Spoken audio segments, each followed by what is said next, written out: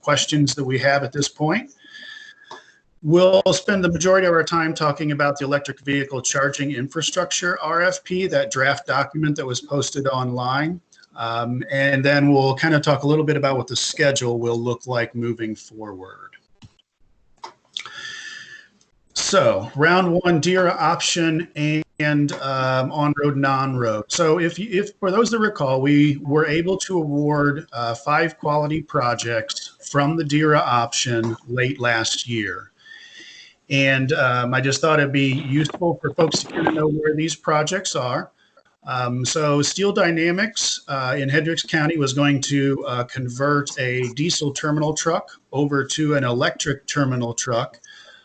This one was struggling with some COVID-19 funding delays, trying to get capital expense approval to proceed. But earlier this week, I did receive a confirmation from them that they will be, they have received that approval and are proceeding with that project. Ruan Transport in Newton County. This was a project that was going to take place on the Fair Oaks land in Northwest Indiana. They also were going to do a diesel, or replace a diesel terminal truck with an electric alternative. And in the case of this one, they are looking at some expansion challenges because the location where they were looking to do their part of this project is now going to be a part of a Fair Oaks expansion. So what you'll see here highlighted is they are requesting a project location change. And I will circle back to this one after we get to the bottom of this list of 5. Southside Landfill, that was a diesel to clean diesel landfill compactor project. Those agreements are all in place, and the project is in the process of moving forward. Frick Services up in Northwest Indiana is the replacement of a front end loader, a lot of non-road equipment here, as you can see. That one is in all their agreements are in place, and we're proceeding accordingly there. And then ArcelorMittal was going to replace a diesel switcher locomotive with an electric shuttle wagon. And this one also is awaiting corporate capital expense approval. But the primary reason for this one was confusion on the required match for this project. In essence, what the Volkswagen program was going to fund was what they thought was their piece. So that required them to throw a little bit more capital into this project, and they've been working with their corporate offices to get approval to proceed. And then you'll see highlighted that they're requesting a 1-year extension based on not only the confusion about the funding amount, but also COVID-19. And we're going to talk a lot about COVID-19 delays and how they have in some ways impacted some of these projects. So the first one that I think we do need some committee input and some guidance on is the Ruan Transport Corporation. So as I said, this one, they were looking to replace a diesel terminal truck with an electric. Now, Ruan apparently also owns a facility that has similar practices in the Fort Wayne, Indiana area. And they have requested a possible project location change for this. All of the financials apparently would stay the same. It would simply be, instead of completing this project in Newton County, they would move it to Allen County and proceed with the project in the same way. So with that, I kind of turn it back over to the committee for any quick thoughts or guidance on how you would like us to handle that one. Sean, how does this change the demographics of, we're trying to at least somewhat balance awards throughout the state. Does this really skew that, or are they close enough that that's acceptable? Well, in the case of this, from solely a demographic standpoint, you actually are moving a project from Northwest Indiana to Northeast Indiana. And you'll see at the bottom of these two, Frick and ArcelorMittal are both Northwest Indiana projects. So from solely a geographic standpoint, one could say that it is improving the geographic distribution. Okay. Sean, do you know why they requested to change the project location? Well, so Ruan moves some liquid. I mean, they basically are a milk transporter for Fair Oaks Dairy, and the Fair Oaks Dairy facility is expanding into the area where they were planning to, where they actually run these terminal trucks.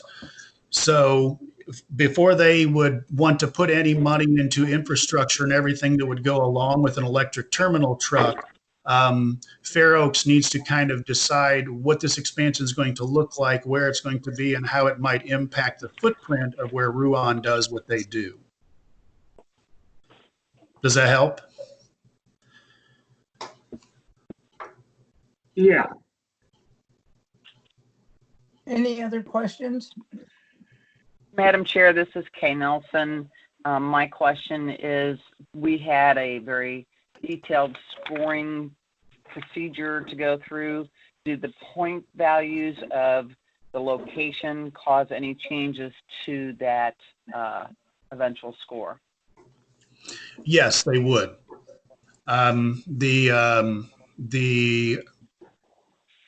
I think that there were two project categories or scoring categories that do play into the geographic location, county specific.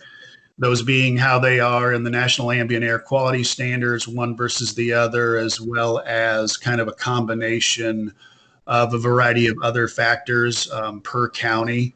So there could be a change. Now, off the top of my head, in all honesty, I can't say how Newton compares to Allen County specifically. That's easy enough to kind of determine, but off the top of my head, I don't have those numbers right in front of me.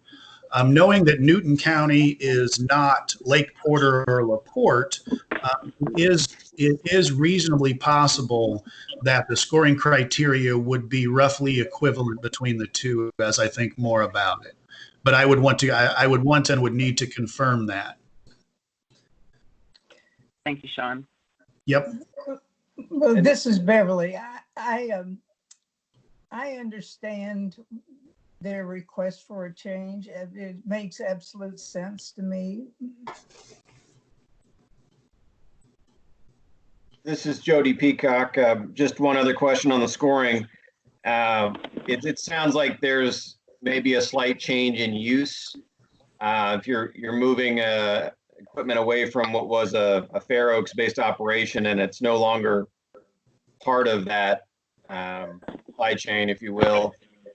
Is there any information on, is this going to another specific project?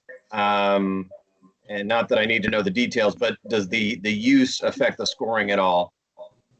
The use would affect the emission reduction potential. Ruan has indicated to me that their use of the equipment that's currently located in Newton County is very, very close to the equipment that they have currently located in Allen County. So from a use alone standpoint, they've indicated that it is pretty much the same usage. Very good. I think it's also worth noting as a a sort of a tangential addition here. They have also indicated that they would be willing to, if relocated, they would not only take the diesel terminal truck that's in operation in Allen County out of service, but they would also take the diesel terminal truck that is located in Newton County out of service. I will say off the top of my head that I am not entirely sure what that means from the standpoint of them being able to actually move trailers in Newton County. But the fact that they've indicated that's a possibility, even though we're talking Northwest versus Northeast Indiana, I think that's a factor worth considering as well. I have to say that this is Joe McGinnis. Sorry, there's a couple of things in play. One, and what you just said, Sean, was it takes 2 diesel terminal trucks out of play, which is a positive. Secondly, is in this current environment and the the economic development opportunities at Fair Oaks is a positive. As we've heard about a lot of unemployment issues and stalling on projects, economic development projects over the last 10 weeks or so. I think we can't, in my opinion, we don't want to punish Ruan because of a Fair Oaks expansion. And I would encourage Fair Oaks to expand even more, particularly in this current economic environment.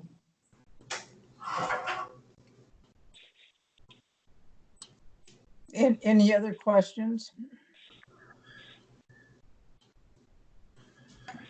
John, do you want a decision from us right now?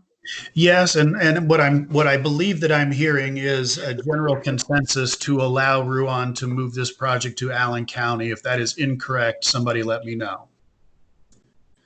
I agree. If we need a motion, this is Joe McGinnis. I'll make a motion to approve the relocation from Newton County to Allen County. And I would second it. Is there any further discussion? All in favor, say aye. Aye. Aye.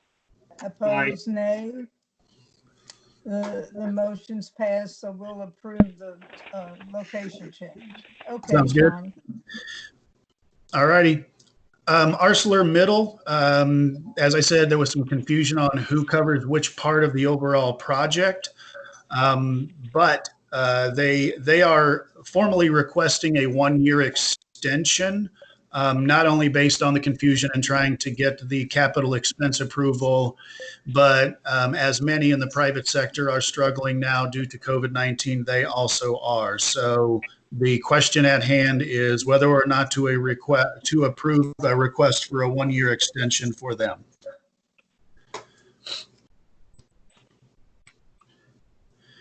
And just as a point of reference, I apologize. These were scheduled to close at the end of September 2020, so a 1-year extension would give them until September 2021.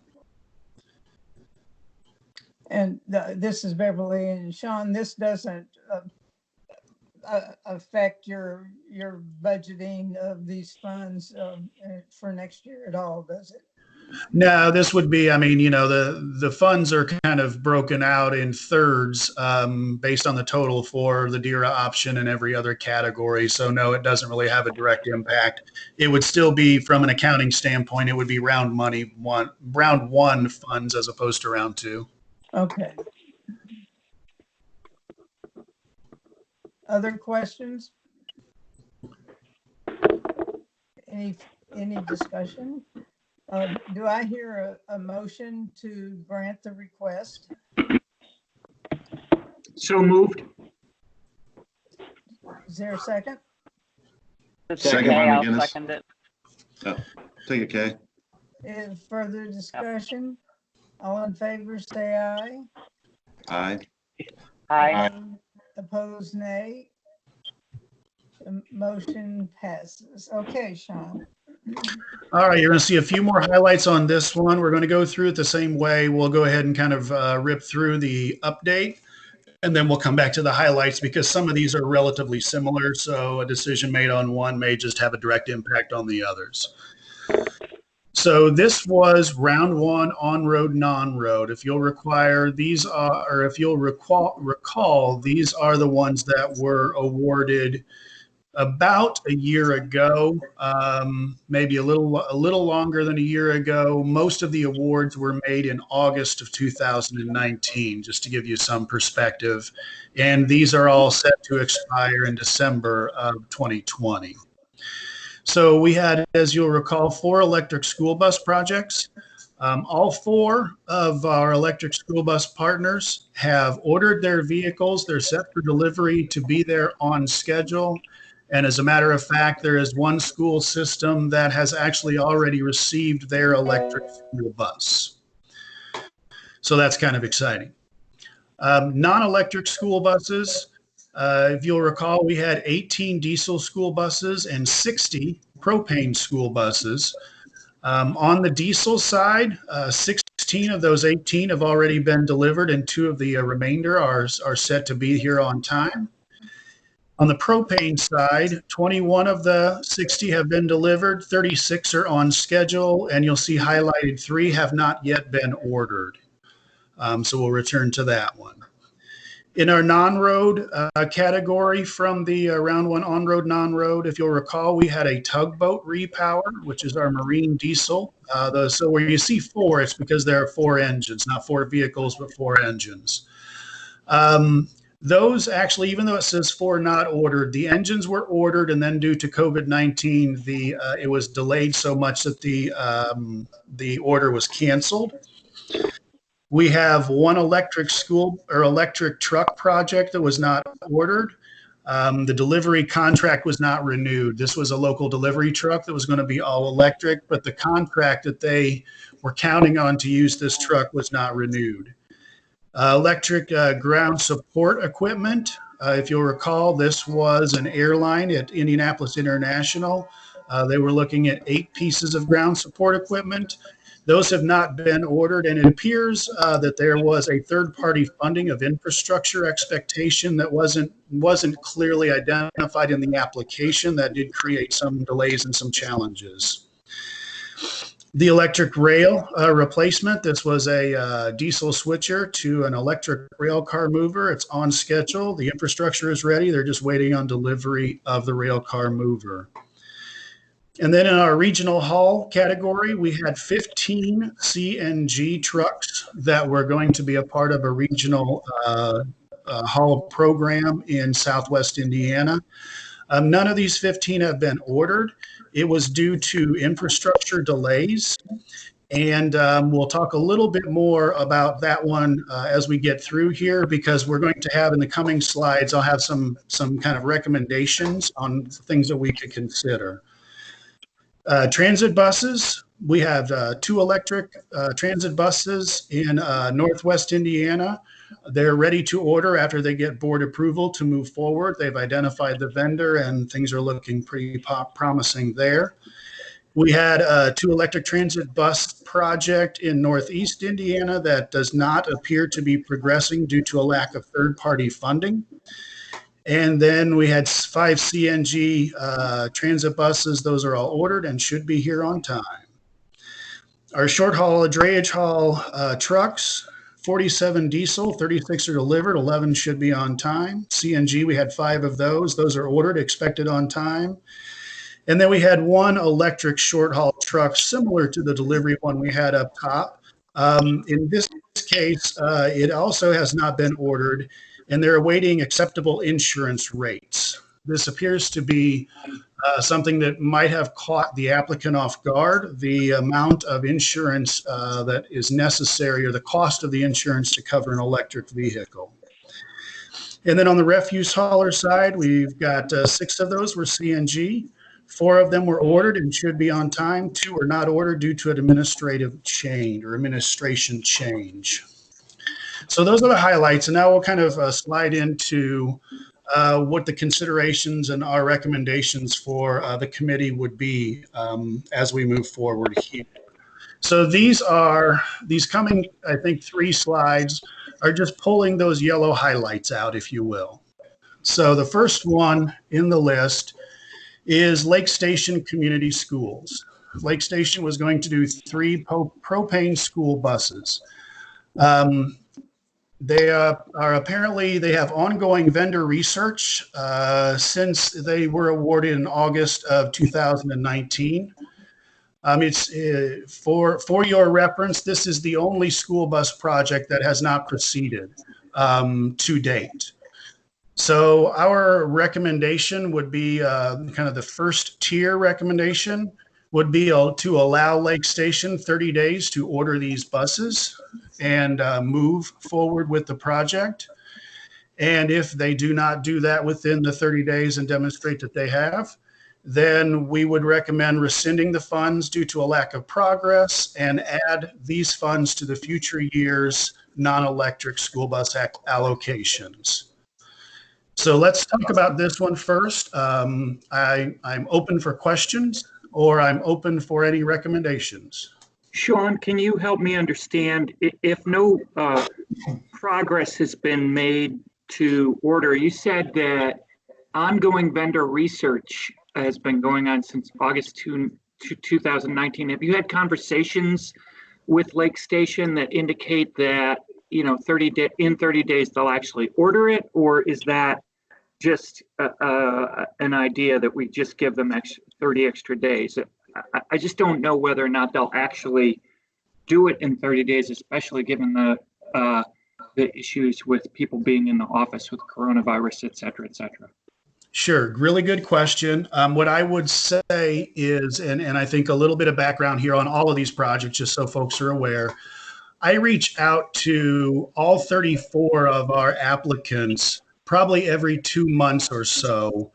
And when I know that we have a meeting coming up, I also make a point to reach out to them right before the meeting. So I believe it was in March or April of this year that I last reached out to Lake Station Community Schools, and also reached out to all of the others.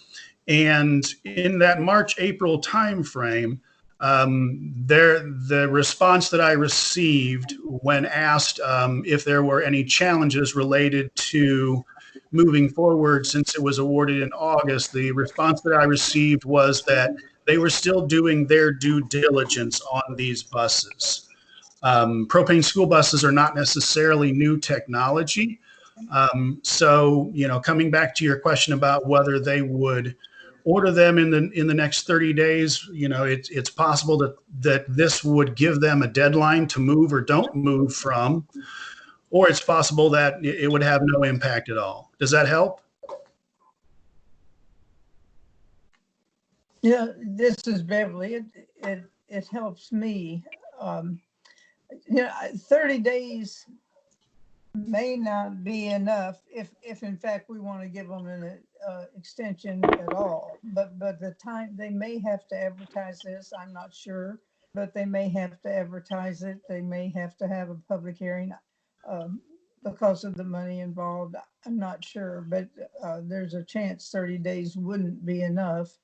But the others did their due diligence in the time allotment.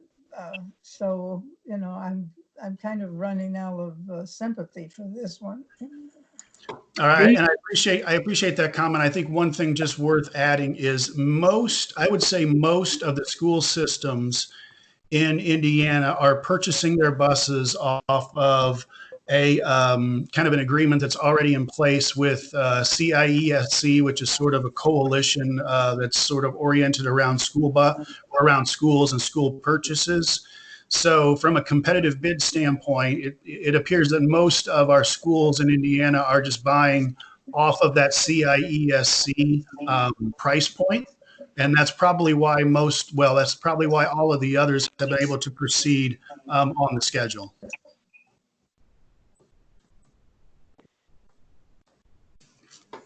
Any other thoughts from committee members? Senator Gard, this is Kay Nelson. I agree with you that 30 days may not be sufficient for them should they have to go through a public process.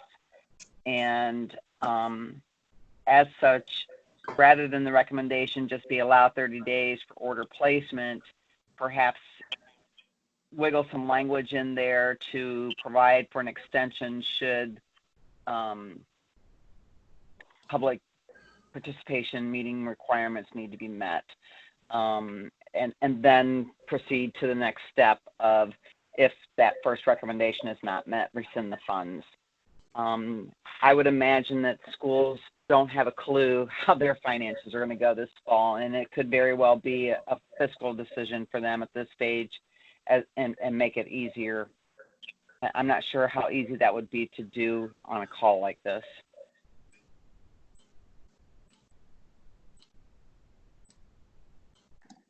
Other thoughts? I think that if we give them 30 extra days, they'd have a deadline to meet, a specific deadline. And if they couldn't meet it and they got in touch with Sean, then we could, of course, consider whatever extenuating circumstances they have. I just don't know what they could be. I will say, just from a project management standpoint, I think a hard deadline serves a good purpose. And that is because, in the case of this one in particular, the concept of due diligence being the rationale for why an order hasn't been placed for 7 or 8 months when everybody else has already made those purchases, it makes me think that 30 days is certainly adequate. I would also add that most of the schools, they were using 2019 money that they already had allotted for school bus replacements to make these purchases. Do with that what you will.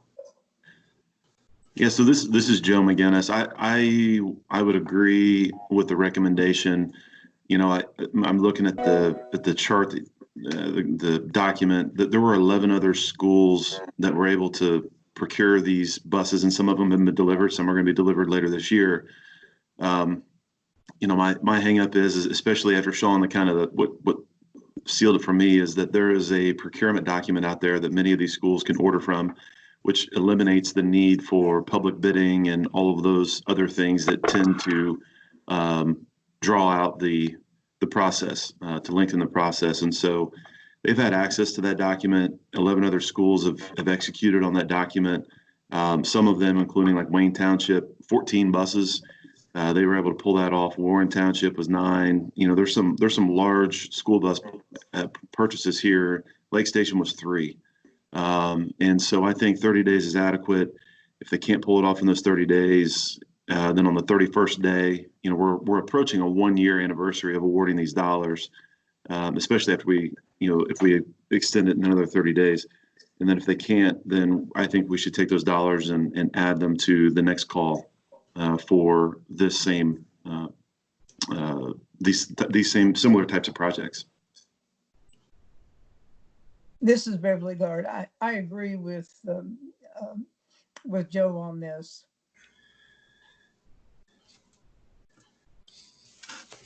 So I'll make unless there's other comments or questions, of course I can make the motion. I'll make a motion to extend the order placement for 30 days.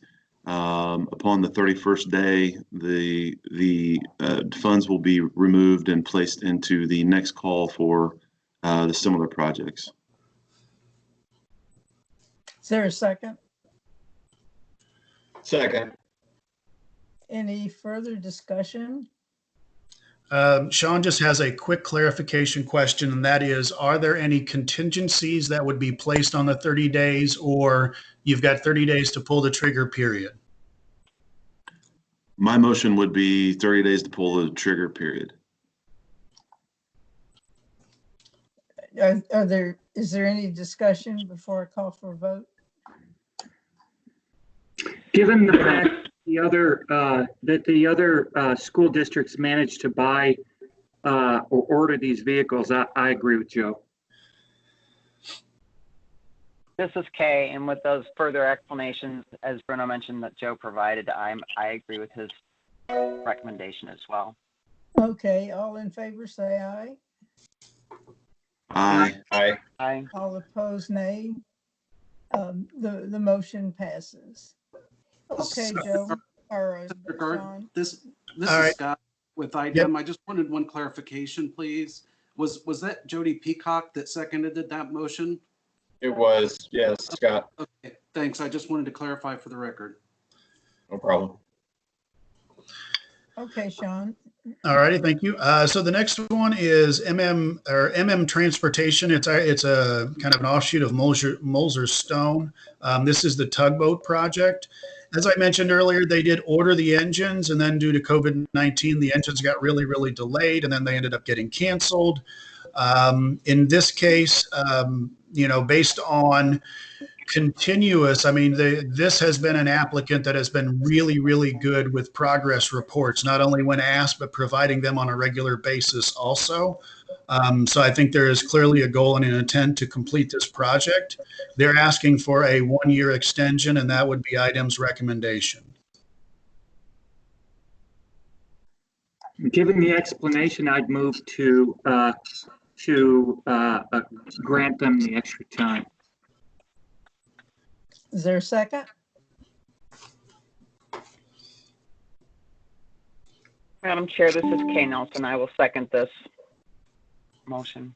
Is there any discussion? Well, all in favor of the motion, say aye. Aye. Aye. Opposed, no. The extension's granted. All right, the third one, we start to get into an easy one here. This was Magnum Logistics. This is the one that had a contract for delivery that was not renewed. They formally communicated with me a intent to decline the funds because there's just no way they can move forward because they don't have product to move with the truck. So our recommendation would be to rescind the funds from kind of round one accounting and add it to future years on-road vehicle allocation. Senator, this is Joe McGinnis. I would make a motion to approve items recommendation, rescind the funds, and add to future years on-road vehicle allocation. Is there a second? Bruno, seconds. Any discussion? All in favor of the motion, say aye. Aye. Aye. Opposed, Aye. nay. Motion passes. All right, thank you. Next up, United Airlines. They had 8 pieces of electric ground support equipment that they were looking to put into place, replacing existing diesel equipment. What we have noticed in the communications that we've received somewhat recently is that the project may have been contingent on third-party funding for infrastructure, although that wasn't specifically mentioned in the application. They are looking at, they're looking to, I should say, Indianapolis International Airport to actually help with the installation of electric infrastructure for their project. And I know that Indianapolis International is applying for a VAIL loan through the Federal Aviation Administration that would potentially, if awarded, be used for this type of infrastructure. Their funding delayed because they are in the airline industry has been a challenge, obviously due to COVID-19. Item's recommendation is to provide a 1-year extension of this grant. Are there any questions? This is Jody Peacock. One question. You mentioned something not being included in the application. Was there any documentation or have you received any indication that the airport is supporting this and plans to participate? Yes, I had a 45-minute conversation with the representative from the airport that is working with the VAIL application. The comedic irony, if you want to call it that, is I actually have to submit a certification letter for their VAIL application. So I know that I'm supposed to expect that soon. Thank you. Any other questions? If not, do I hear a motion to provide a 1-year extension?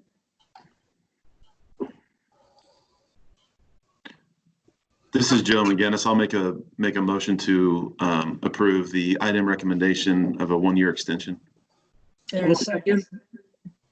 Any further discussion? All in favor, say aye. Aye. Aye. Aye. Opposed, nay. The extension is granted. Okay. All right, Sean. thank you. Waltz Driveway Service. This is our 15 CNG regional haul truck project. The trucks have not been ordered because of the delay in getting a CNG infrastructure in place. That is a pretty long and sometimes challenging process, especially when you're trying to do it in a part of the state that it's not common, such as Southwest Indiana. Now you will see here the item recommendation 1, that first tier is to allow them 30 days for an infrastructure commitment. I will say that within the last 2 days, I have had communication with them that indicates they are in the process of finalizing a contract for the CNG infrastructure. So I feel quite confident that the infrastructure side is now back on track. And of course, that's the first step in the process before they would go and order the trucks. So as you'll see, the recommendation is to allow them 30 days to commit to that. And if they do, cool. If they don't, we would rescind the funds and move them to future years. So essentially, we would be combining the two recommendations. Yes, that it's if they don't perchance commit to an infrastructure company within 30 days, then we would rescind the funds and move those funds to future years. Other questions? Is there a recommendation, a motion? Are there a list of these customers that we could reach out to as the vendors to try to help move this along? Well, yeah, I mean, I think there are folks that we could reach out to, and that would be, our Clean Cities groups here in Indiana. That's kind of their area of expertise. It's also potentially the energy folks that could provide some input. But as I said, I'm pretty confident they have actually narrowed down to who they plan to proceed with, and they are just finalizing that contract.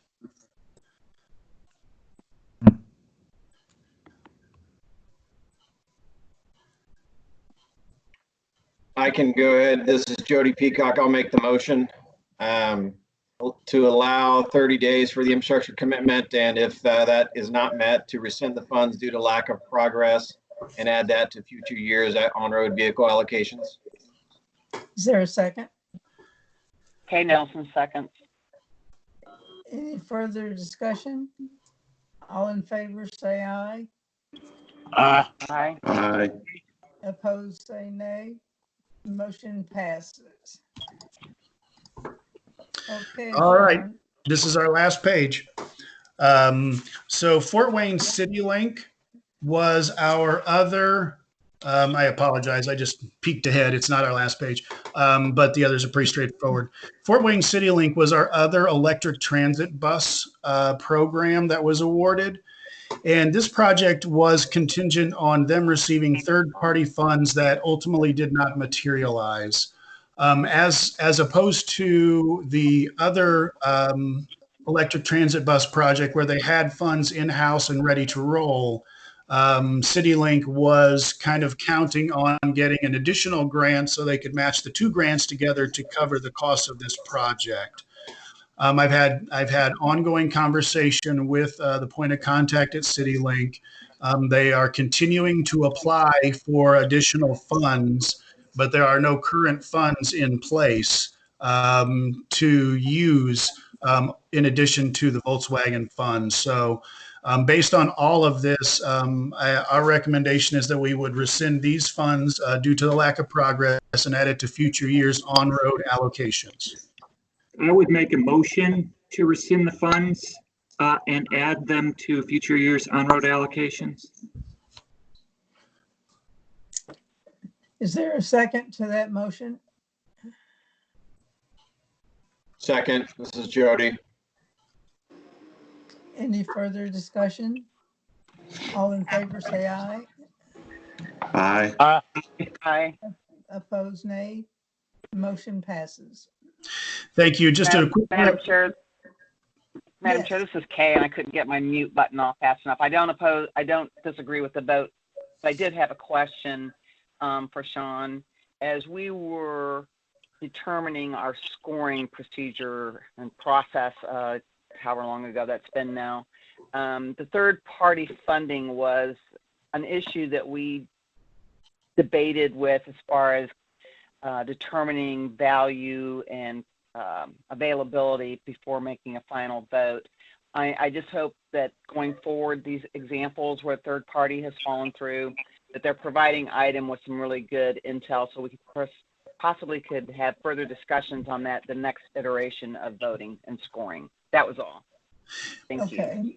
Yeah, thank you, Kay. And actually, I was going to just add a quick editorial behind that, and that was that this is an example of the types of projects that brought to our attention the challenge of third-party and contingency funding. And you'll notice in round two that we did not allow for third party or contingency funding for this exact reason. We wanted to make sure that the projects were, kind of shovel ready, the funds were in place and obligated to the projects. Because in the case of this one, this is $800,000 that ended up sitting out there waiting for someone else to put the other funding into it. So it's a point well taken, Kay. Thank you. Thank you. Our next one is Omada Worldwide. This is the electric delivery truck that is delayed due to the unanticipated insurance costs associated with an all-electric delivery truck. And our recommendation is to allow them 30 days for a vehicle order, and if they don't, to rescind the funds and move those to future years.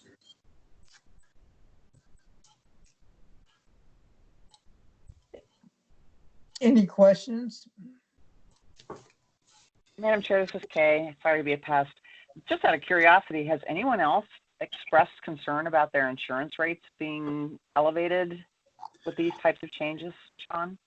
No, I have not heard anyone else express that, but I will say that, we're the only others have been electric school buses and electric transit buses from the standpoint of on-road insurance, if you will.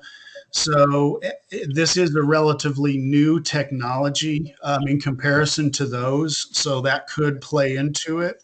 I can also speak very, very clearly from a standpoint of personal reference. I recently bought a 6-year-old all electric battery electric vehicle for myself, and was surprised how expensive the insurance was on a 6-year-old vehicle. So there is something to it, but I'm not of the opinion that they're going to necessarily find better rates just by looking longer and longer. Thank you. Any other questions? Well, Sean, haven't they had sufficient time to look at rates? Why do we want to give them 30 extra days? Two things. One, I would say, yes, I would say they have had adequate time. And two, the concept of allowing 30 days before simply rescinding funds in some of these instances are projects that, from our perspective, I guess my perspective would be it's possible that if given a hard deadline, they may proceed. So that's the logic behind the 30 days. But I will agree with what you've said, that they've had adequate time to do their insurance rate shopping. So if folks want to skip to 2, we are certainly open to that recommendation.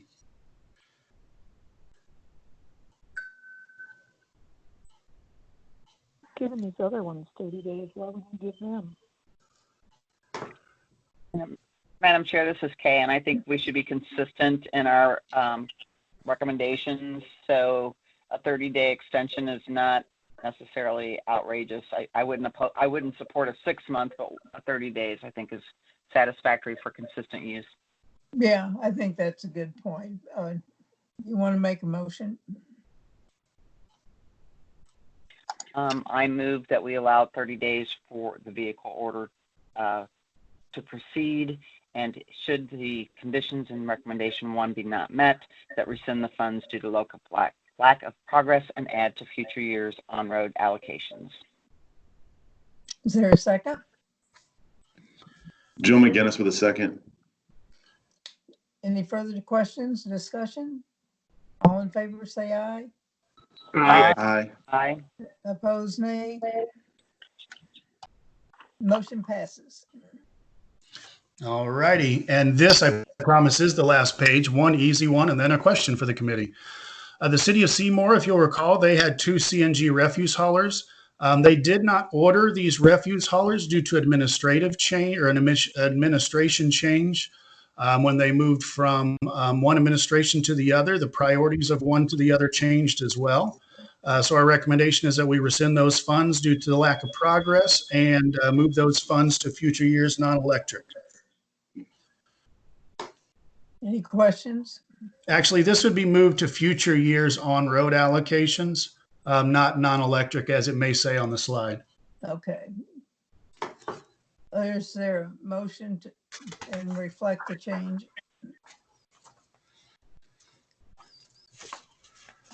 So moved. And that's with non-road. Those would actually be on road. Yeah, that would be moved to future years on road allocation. On road. Correct. Okay. Yep. Just staying within the categories. Okay. And is there a second? Second, this is Jody Peacock. Any questions, discussion? All in favor, say aye. Aye. Opposed, nay. The motion passes. All right, thank you. And then this last one is a question that's not project related, but more process related. And the question raised here, as you see on the slide, is does the Volkswagen committee prefer to handle incomplete projects in this manner? Or do you choose to authorize IDEM to make decisions based on the precedents that we've created here or IDEM experience with diesel projects? We are 100% open to whatever the committee is most comfortable with, but just want to make it clear that if the committee would prefer to have these conversations, we will. But if they would prefer to not spend time on these, that is fine as well. Sean, my preference is the committee handle incomplete projects in this manner. And the reason I say that is it gives the committee an idea where there are problems with progress. It helps us make decisions like the 30-day, give them 30 days. And I think that's a useful conversation for this group. And it really gives the committee a good chance to direct our decision-making here. Yeah, I'm comfortable with your recommendation, Commissioner. I really like to know the reasons and see if there's a trend and so forth. And I actually do think that we would not have seen this many incomplete had it not been for COVID. I think that has just kind of set everybody back a little. Right, and that's cool. We just want to make sure that we're making the best possible use of committee's time during meetings, and we're very comfortable bringing these to you for all the reasons that you mentioned. It is good for you guys to kind of know what's going on, how things are going, what the bumps in the road are. So that sounds great. Yeah, this is Joe McGinnis, real quick. So Sean and Scott and whoever else worked on the recommendations, all of you, I appreciated them. And I would just ask that in the future, I am comfortable with handling those decisions. And as long as you keep giving solid recommendations like you did today, I say we continue to move forward in that manner. Sounds good. Appreciate it. Okay. So did anybody have any questions related to round one that maybe have not been addressed before we move on to the EV RFP?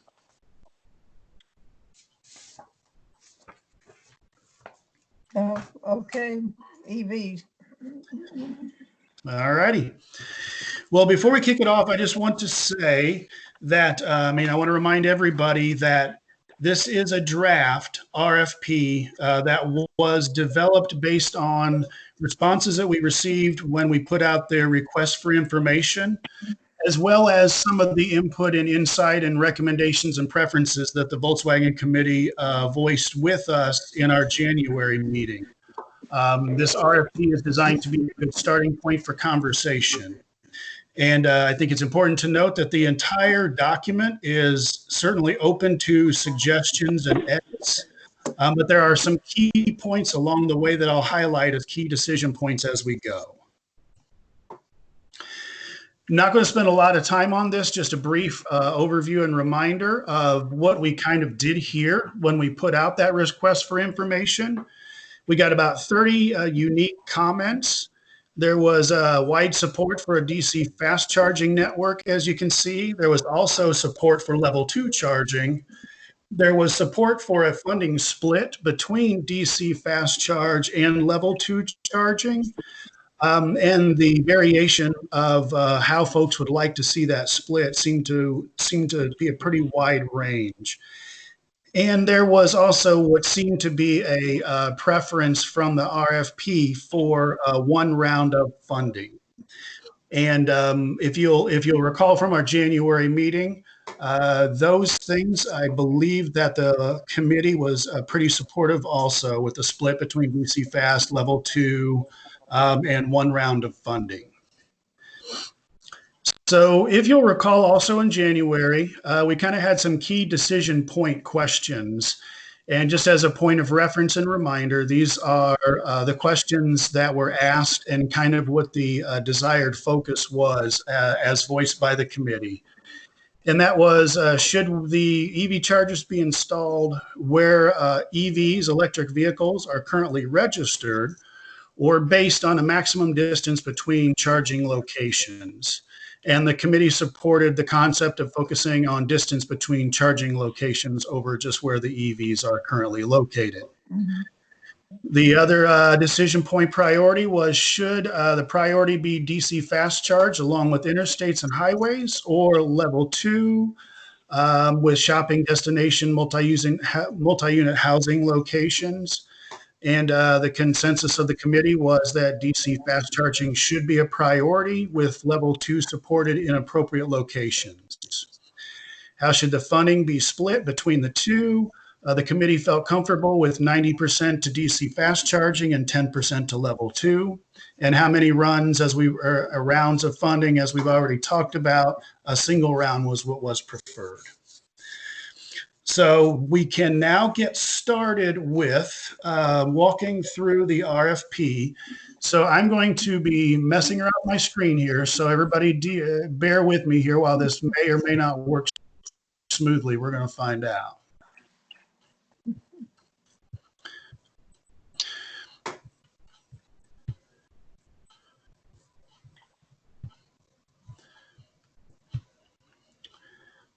Okay.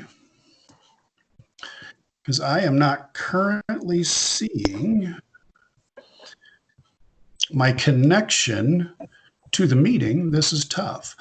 So let me ask this question real quick of folks. Are folks now seeing the draft RFP on the screen or not? No. No. No. Okay, it appears No. for some reason that my machine here, I think I know where it's at. Aha. All right, cool. I'm back. Let me share the appropriate thing with you all. I just had to get to a hidden screen, if you will. And now my guess is you are seeing it, aren't you? Yes. Okay, cool. So we're going to kind of walk through this, and it's a 21-page document, so we're not going to spend a lot of time on some of these topics unless you all want to, but we're going to kind of hit on the highlights along the way.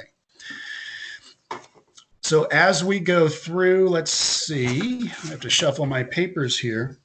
So does everybody, I'm hoping everybody has a paper copy, maybe with their notes as well as potentially the copy that I'll have on the screen. Mhm. So the first real decision point, if you will, is right here. Whoops, I guess it doesn't like just that. Is the closing date for the applications. And we'll talk a little bit about the schedule further on into the document. But a lot of the communication that we have received somewhat recently was our originally discussed 6 months or 180 days seems significantly more than adequate or necessary. And I've heard this from what I would consider to be potentially large applicants as well as relatively small applicants. So what we're recommending, and you'll see in the schedule below, is something more along the lines of putting this on the street for 90 days or 3 months. So that's really kind of the first question that I'd like the committee to give some input on. Well, if the people that are applying that you've gotten input from are happy with 90 days, that's fine. That would be good to move this along. Right. And later you'll see that it kind of helps with the 2020 schedule if we go that route. Go ahead. I'm sorry. No, that's all I wanted to say. Oh, I thought I heard another voice in the background. Maybe not.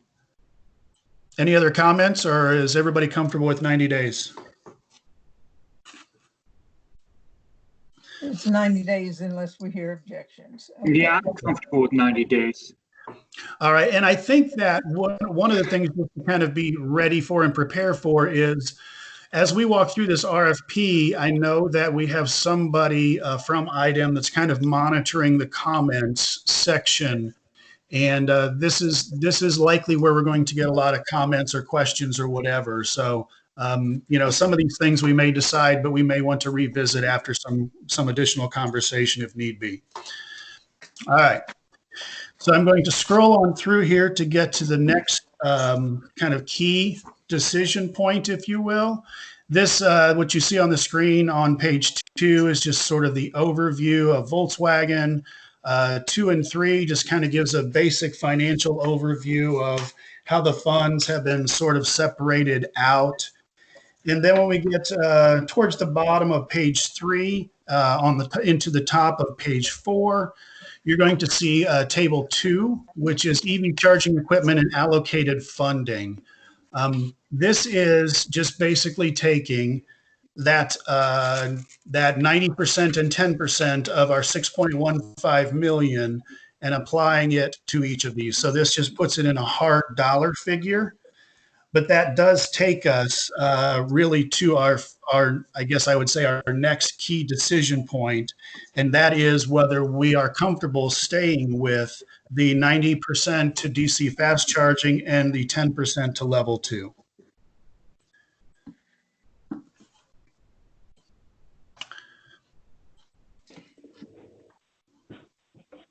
Anybody dissatisfied with that allocation? Okay, no objection apparently. All right, fair enough. Then moving on through the document, these goals and objectives that you see here are brought from the overall program kind of goals and objectives, if you will. Applicant eligibility, for-profit, nonprofit, federal, state, local government, Indiana-based MPOs. So most folks that would have some level of interest in this would be eligible to apply. And then what we'll see here is the equipment charging types. We've talked about DC fast charging, which of course is the ability to charge your car in 30-ish minutes or less versus level 2, which is several hours in comparison. And as we kind of note here towards the bottom, you can sort of see where my cursor might be dragging. Together, these two types of charging stations can lay the groundwork for a sustainable market to EV owners and station providers across Indiana. We think that's really relevant to kind of the breakdown that we've talked about. And I think I just wanted to highlight that, that's an important component of it. It's a reasonably comprehensive approach that, supports folks. It's consistent with the RFI. It's consistent with what we've already kind of talked about a little bit. Now, you'll see at the top of page 5 of your document, the first reference to Appendix A at the end of this document. So Appendix A is designed to be kind of like a minimum specs type of document. And I know that Joe with INDOT has a really good feel for this type of minimum spec approach. And we'll touch on that as we get towards the end of the document, because that's where a lot of the really key decisions are going to fall. So the next item up for discussion and kind of a key point for committee discussion and approval is the summary of the maximum funding amount or percent per charging station. I know that this is kind of tough because none of us do this for a living necessarily. I think we can be honest and openly admit that. But what I will say is what you see here on the DC fast charging, when you look at covering 90% of a government agency that is publicly available project site or location, 90% is the equivalent of $180,000 for a total project cost on that location of $200,000. And then we're looking at about $10,000 per location for level 2 chargers. There's been a lot of conversation that we had through the RFI process. I've reached out to several vendors and others who have indicated that those figures of 200,000 and 10,000 are within a reasonable range of what those locations would typically cost. Now, those are going to vary, of course. You may have a DC fast charge location that's only 160, and you might have one that's 300,000. And if we're going to apply a cap, we can either apply a hard cap or we can apply a cap with some sort of a requirement if it's over or above that cap. But I think the hard cap adds some value personally. So, what does the committee think of that approach first and foremost?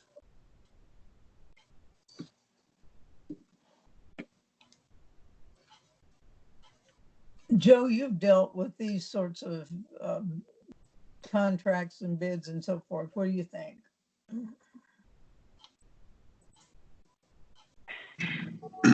Well, so, and I don't know when it's appropriate, but I do see, I did pull up the chat off to the side, and it looks like there's some folks that are interested in having some comments when it's appropriate about particularly when what funds are available to the public and what aren't, as far as government agencies.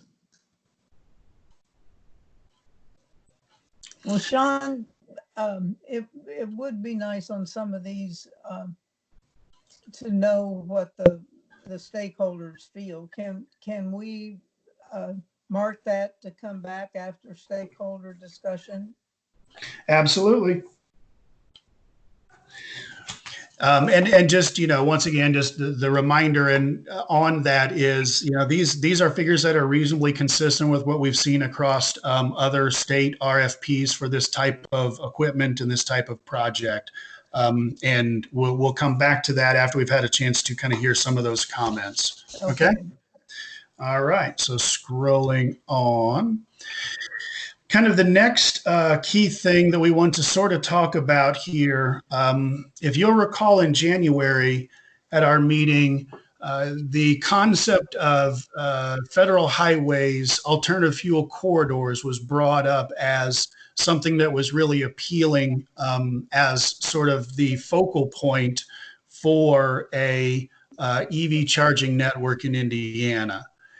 And what you see on the RFP here towards the bottom of page 5 are those that are identified as alternative fuel, not EV only, not EV ready, just alternative fuel corridors in Indiana. That being I-65, 70, 74, 80, 94, 275, 465, and State Road 37. There is some value in kind of following Federal Highway's lead in this regard. And Federal Highway also has a EV charging site recommendation that requires that there's no more than 50 miles between fueling option sites within those corridors. Now it does, but we have had some excuse me. Some have indicated that the federal highway corridor also allows for up to 5 miles away from or off of the interstate or highway, and some have indicated that that's not necessarily that convenient. So you'll see later in the document that our recommendation is to have it be more in the range of 1 mile away. So just wanted to draw your attention to that. I think that the all fuel corridor area, and then if we look at, I have a question. Can you see my cursor moving around? Yes. Outstanding. So what I want to point out here, because I think this is really relevant. So the alt fuel corridors were brought up in January as a really good starting point, something to be thinking about and focusing on. But I think it's important also to kind of note down here, I'll drag down so it's easier and it's at the top.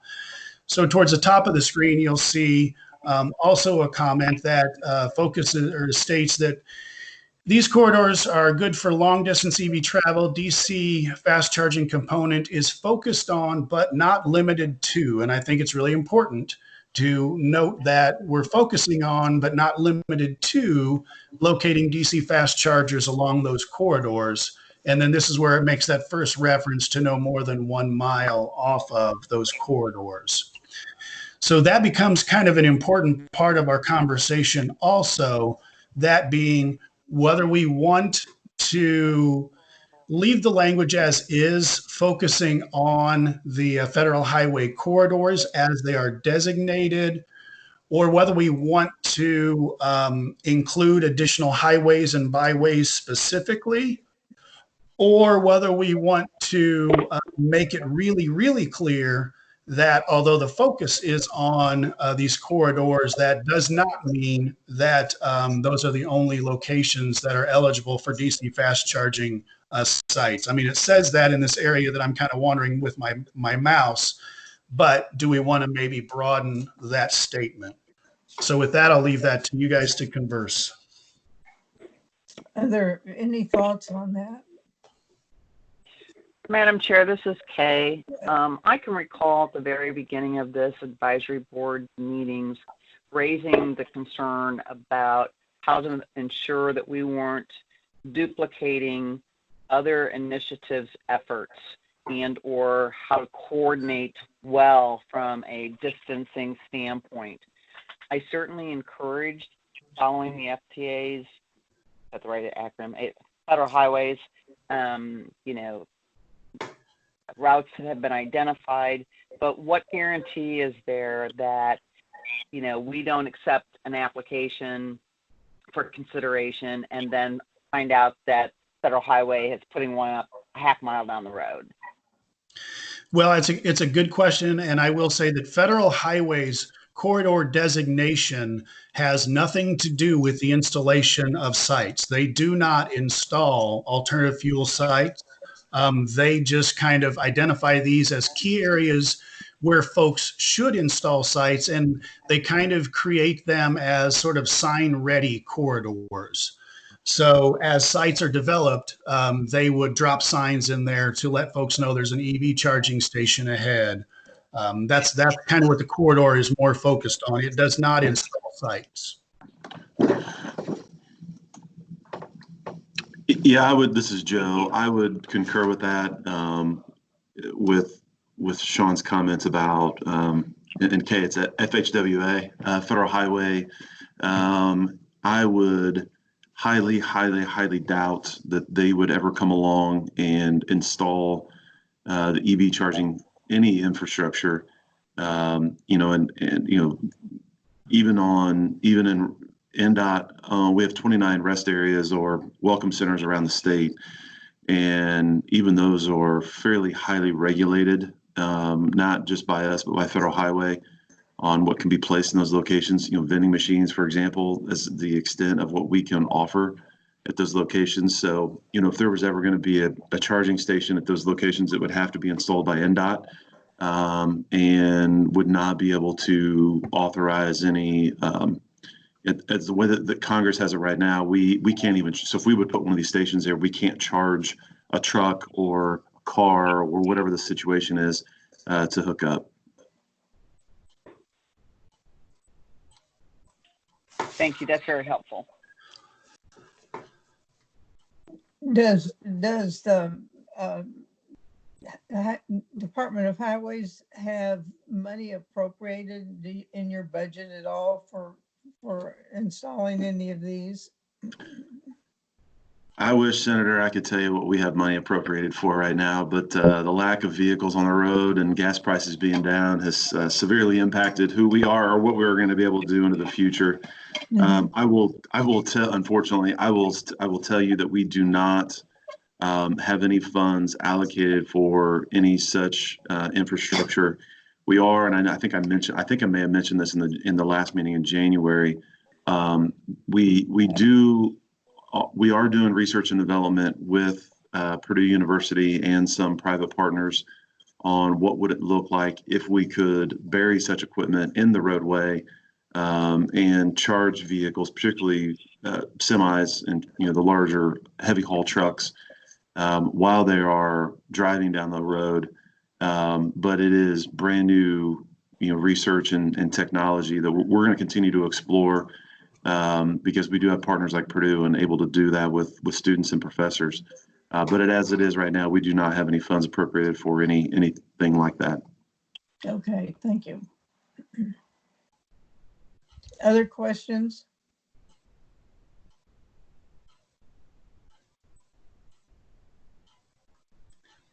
So then, this is Sean. So then I guess the question that we circle back to is how we want to identify how we will where we will focus for DC fast charging equipment, whether we want to kind of continue with that federal highway designation as sort of our, I don't want to call it, well, I mean, we can call it a priority area where there are not currently stations. Or do we want it to be a little more intentionally all-inclusive and list the interstates and highways that we think are important to have EV charging locations on for the state of Indiana to have a comprehensive program?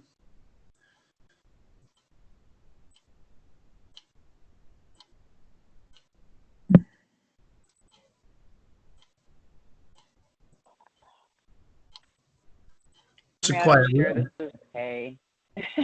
This is Kay. I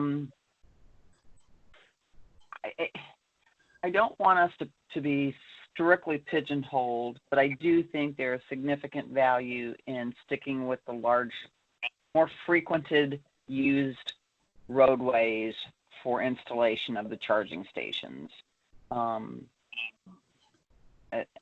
I don't have a suggested language for changing that, but I guess prioritizing the major highways and then having to have a higher point allocation determination for off of those roads to have a successful funding project, if that makes sense.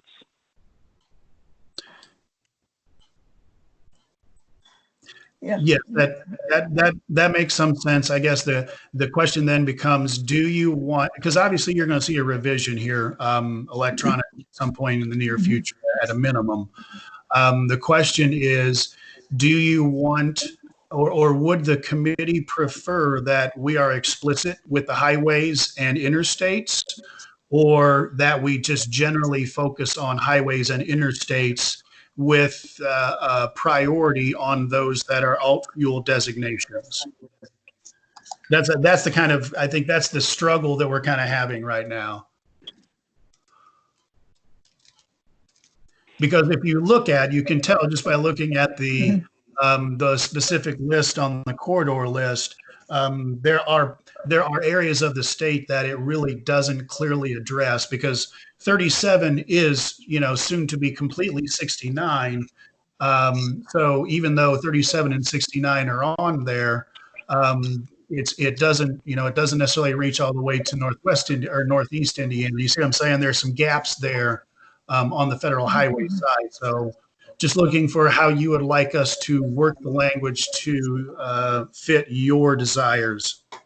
Well, this is Beverly.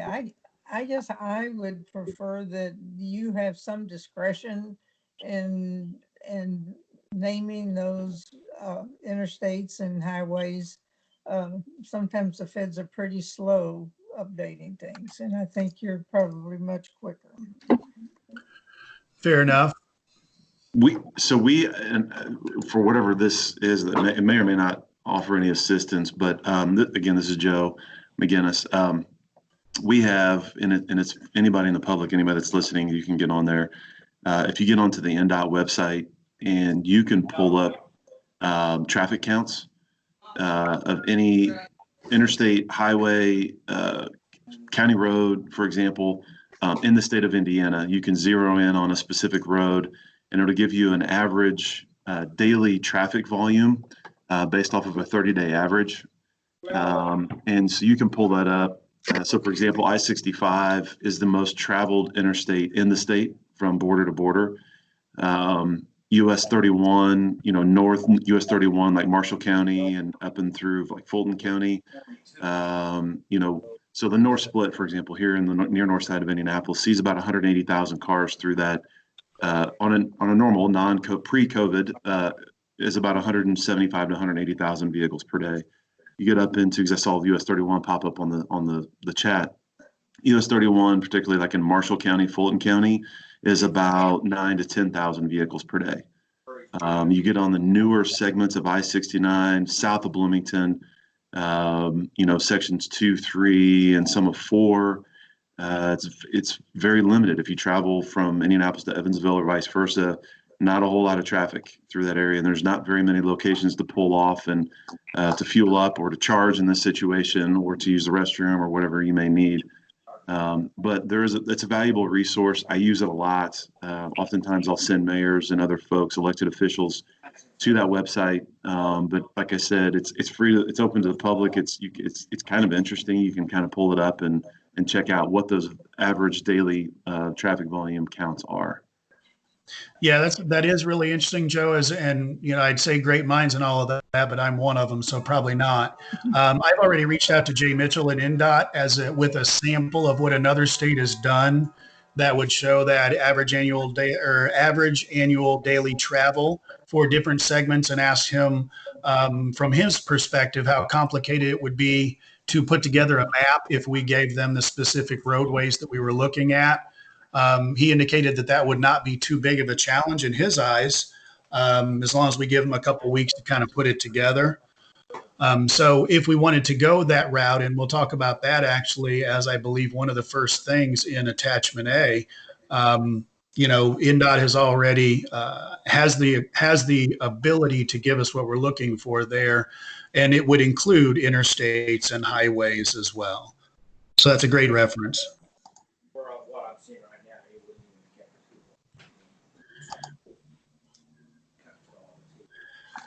Another concept one could consider as we look at this would be that we make reference to federal highway alt fuel corridors.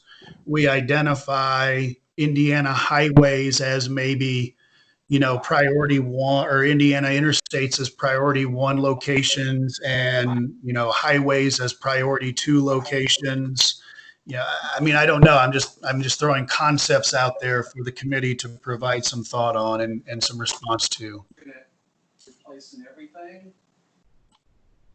That's what you have. Well, this is Beverly, and I think there are a lot of tools that we have here in the state for you to work with in making some of these designations. And I really just don't want to restrict it to federal designation at all. And Right. I appreciate Commissioner McGinnis telling us about the website with the traffic counts and so forth. I think that can be very useful.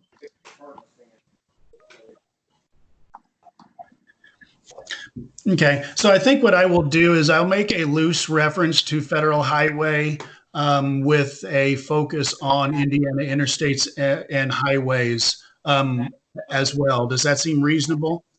I think a loose reference is okay, Sean, but providing that there's allowances for beyond that, I think that would be great. Right. I think in my mind right now, the concept is federal highway is kind of designated these, and this is what it means, and maybe just leave it at that.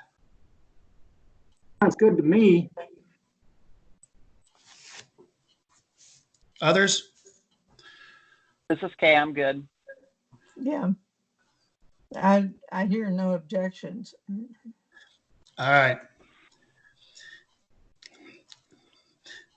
That's very helpful, because that's probably one of the bigger stumbling blocks that we have. It sounds like Joe's been able to kind of chat or see the chat comments, and my sense is a lot of them are going to be related to that. So that's great. All right, cool. Any other conversation on that particular topic, or is everybody ready to move on?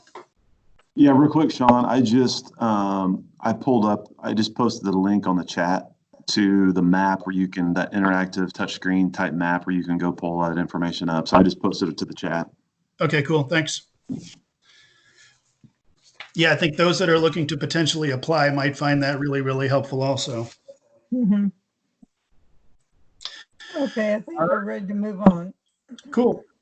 Okay, so level 2 charging sites. Let's see, ineligible projects, I think is important to note because a lot of the times the folks that are doing level 2 types of charging projects, I guess I would say they aren't always as fully knowledgeable on the technical side as those who are looking at doing DC fast charging. So I think it's important that we point some of these things out. For example, level 1 charging equipment is not eligible. That's basically 120 volt, plug it into your wall. We don't want folks thinking that this is something they can use for home charging necessarily. You'll see another reference here around my cursor for DC fast charging sites that are more than 1 mile off of the federal highway approved corridors. That language will be changed, and we will kind of come back to the 1 mile topic when we get into Appendix A. Okay.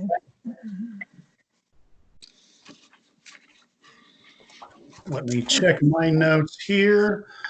I think it's really important. We see eligible project costs include but are not limited to.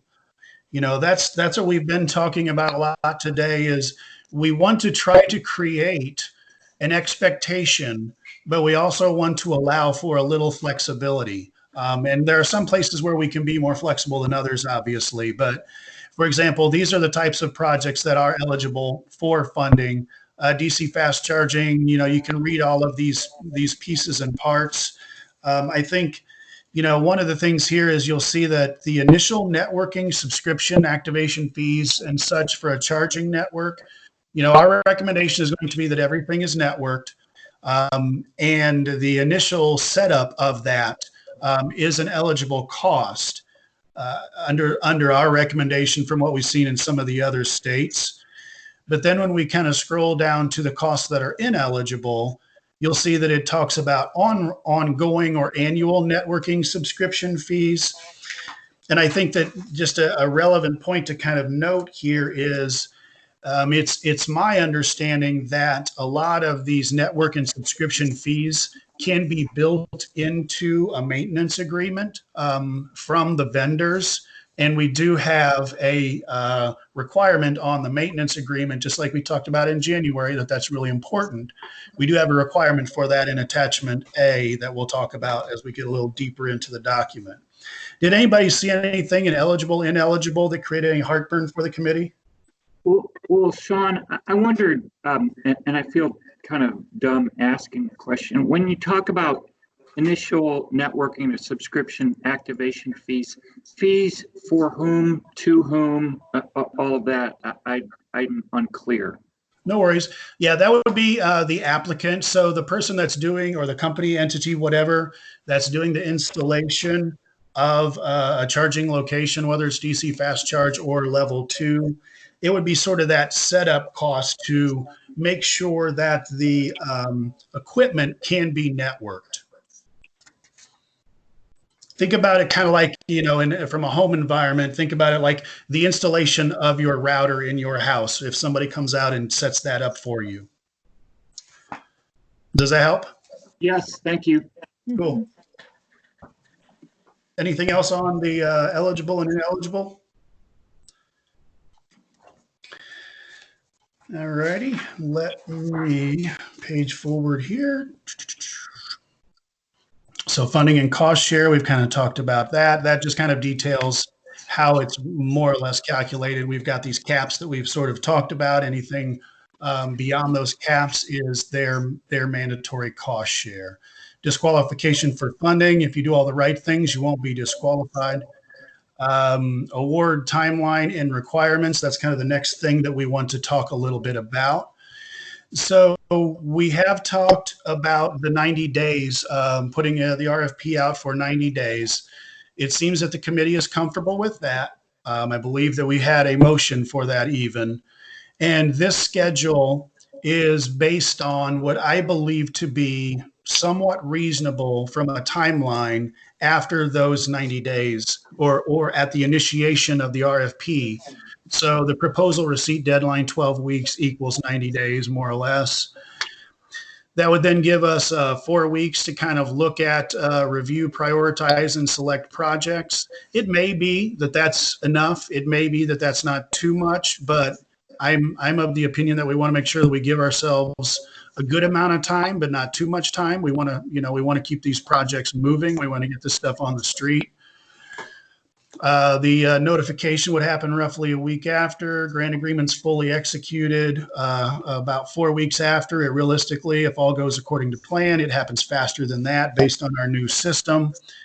And then the expectation is that all of the projects would be completely funded by December of 2022. And within this schedule, obviously, is the sit down with the committee to kind of go through the proposals and the recommendations. Does anybody have any thoughts on that?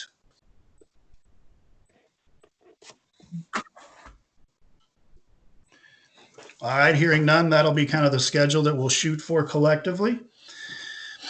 Whoop, my bad. And then I think the next topic here really is the last line of that, if you will, and that is the December 31. Well, it's more or less highlighted. So December 31, 2022 is what we are recommending to put out there as a project completion deadline. The conversations that I've had with many vendors and other folks is that 18 months is typically, from the time it kind of begins to the time it kind of ends is around 18 months. December of 2022 is giving notably more than 18 months. Are folks comfortable with December 31, 2022, with the knowledge that if a project is proceeding and they need an extra 3 or 6 months, we can always grant that? But we want to give them a deadline of some sort, obviously.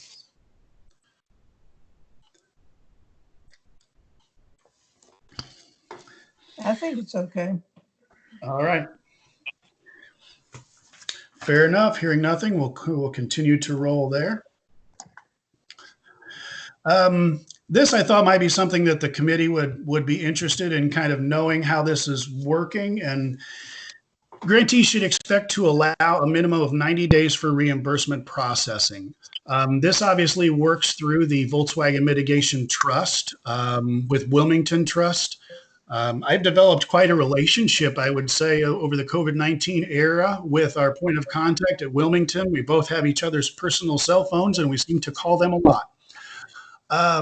So what they are currently doing is the consent decree allows them up to 60 days to approve or reject a submittal for reimbursement. And they're taking pretty much that 60 days consistently. And then they have roughly 2 weeks after to actually pay out that, if it's approved, to pay that out to the vendor. So obviously that's not 90 days, but the difference in the 90 and the call it 85 days is basically the time that it takes me to assemble a packet and get it up to the trustee.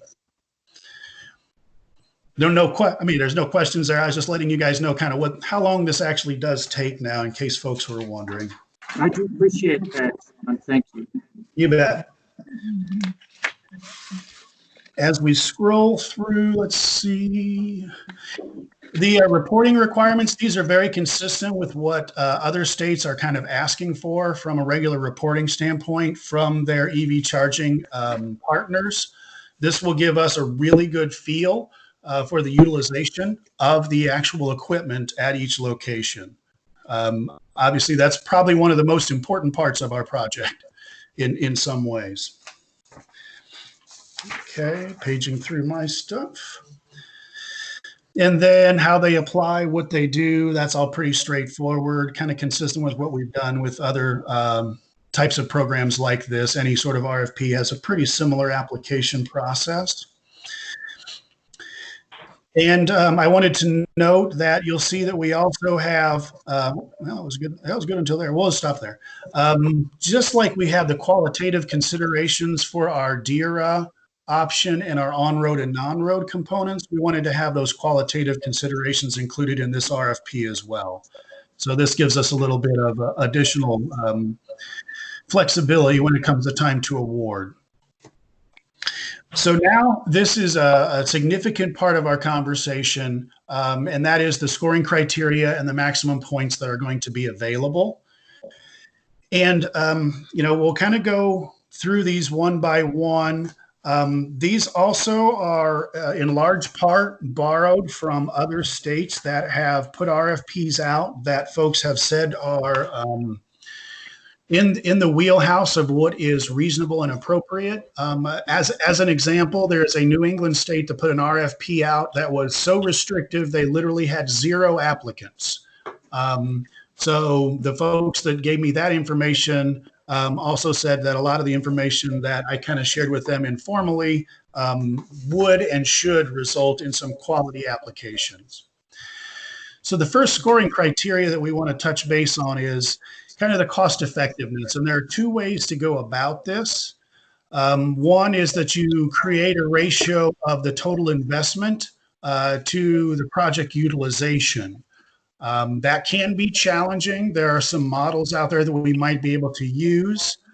Another approach is that we do it as a ratio of the total investment to the annual average daily traffic at that project location. And this is sort of that partnership with INDOT that we talked about earlier. That feels like it's probably the most important category, and that's why we gave that 25 points. I would say I'm curious to know what the committee's opinion is of dollars versus utilization versus dollars versus traffic.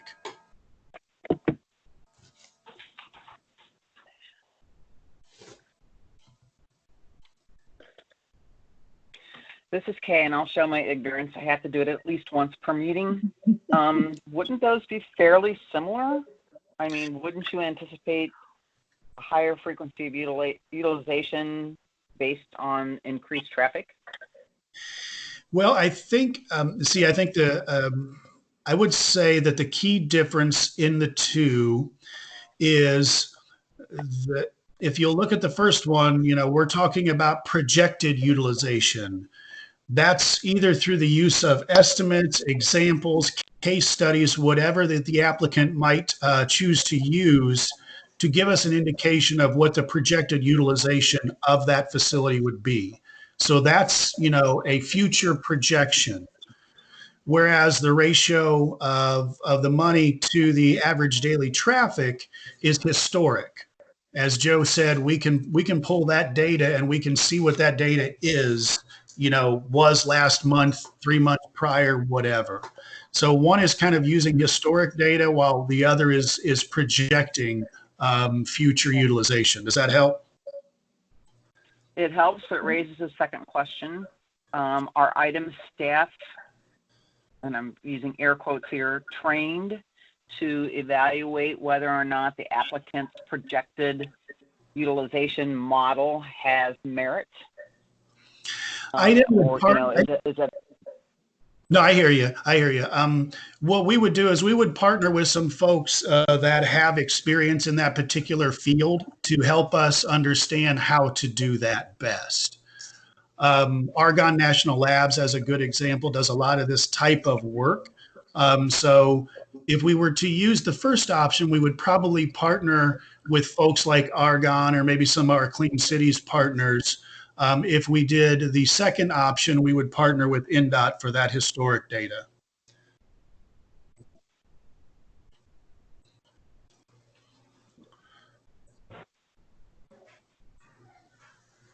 I'll keep going here. If you're partnering with a outside firm such as Argonne, is there a cost associated to that takes away from the allotted funds? I don't believe so.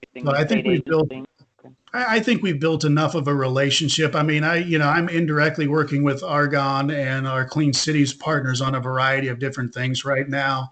I mean, I think the professional relationship is strong enough that they could provide some guidance. We're not asking them to run the numbers. We're just asking them in that example, if we go that route, to help us understand the best way to go about calculating projected utilization. Thank you, Sean, and thank you, committee members, for tolerating me. Mm-hmm. No, those are great questions, Kay. I appreciate it. Yeah, that was a good question.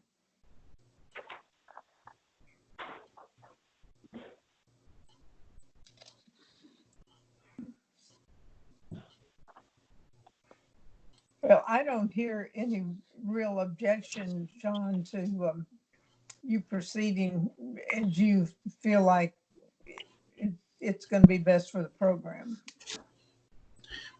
Would the committee agree with that statement? Yes. Okay. Then we'll kind of weigh both of those options as, you know, between now and when you see the next version of this and come to some determination on what makes the most sense from our perspective. And we'll give you a little explanation of why that is. Okay. All right. And then we can kind of come back to the points if folks want to, but I just want to kind of hit the highlights of what these categories are first and foremost.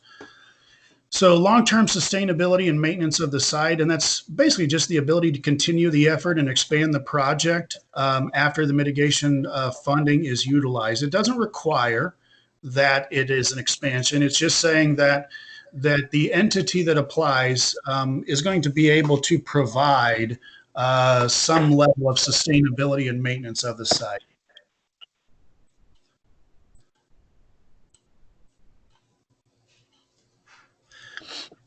Does anybody, does that make sense to folks? Do folks see that as a valuable component of our Yeah, I criteria? think that's really valuable. Sean, why don't you just go through them and Cool. if anybody, and speak up, folks, if you have any objection or think it's a wrong approach, but All right. just to keep this moving, why don't we do that? Sounds good, Chair. I appreciate it. So my pause will be shorter. So complementing other programs for a statewide network, or the application itself supports a statewide network. And this is the ability of a proposal to meet the goal for the statewide network and fill in infrastructure gaps. Basically, the question there would be, does that application fill in the gaps and really make sense when it comes to where we might have some other locations and such? Verified leveraging of additional resources. This is financial only, not in kind matches. You know, if we're asking folks to put up 10% on a DC fast charging location at a government agency or a government entity, and they put up 30%, they're going to score more points than the one that did only put up the 10%. Project readiness. This is kind of that shovel-ready concept, and in this case, it's more applicable than it is in the diesel conversations that we often have using that phrase. And that's basically, you know, what is in place that opens the door for this to be a successful project, and what is the timeline, and is that timeline realistic within the project period that we're recommending? And then the last one is the quality of site markings and amenities. And this is, you know, does it have some of the extras that might be appealing that would increase the utilization, like restrooms and food or shopping? And, you know, what's the marketing of the site location to consumers? Are they putting some additional signage out there over and above just what's on the location to draw people in? Any questions on those, concerns on those? Madam Chair, this is Kay. Yes, Kay. Sean, the verified leveraging of additional resources in parens, you've got financial only. And I can't think of an example other than, what if someone has donated the property? It wasn't actually sold, but it was donated. Would that be considered under the financial component? Would that be an acceptable financial? That's a really good question. Generally speaking, no, we wouldn't see that as financial, because what we do run into a lot of when we get into any matching program is the level of creativity that folks will have to help cover their match. And albeit the donation of the land is certainly an important piece, it isn't necessarily directly related to the technology, if you will.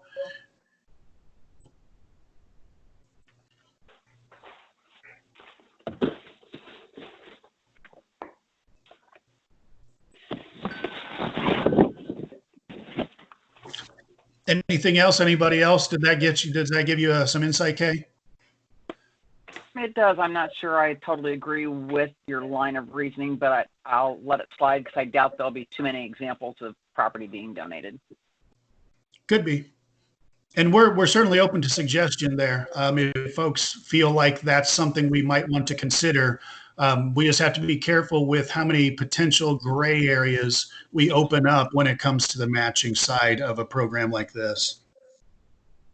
Yeah, I would not advocate for, like in-kind services aspects, but I think physical attributes that have a cost associated with them coming into play in a unique situation would warrant, site-by-site consideration. Sure. And in all honesty, I believe if we were to have something like that occur, it's perfectly reasonable for us to bring that to the committee as a part of our recommendation for their consideration, whether they feel that that is a leveraged asset and should be counted, or they don't. Okay. Sean, Yes. someone asked about donation of labor for installation. How does that work into this evaluation? That is very specifically one of the challenges, and that's why we're focused on financial only. Because the labor is going to happen as a part of this. So labor is probably the prototypical in-kind match that's used. And that's why we're really focusing on the dollars and cents of the technology more than anything.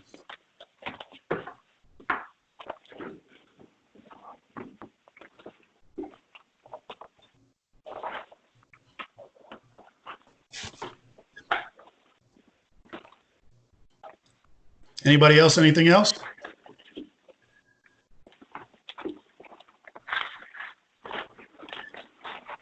Generally, do folks feel like the point allocation is reasonable from top to bottom as far as the level of importance for a successful project?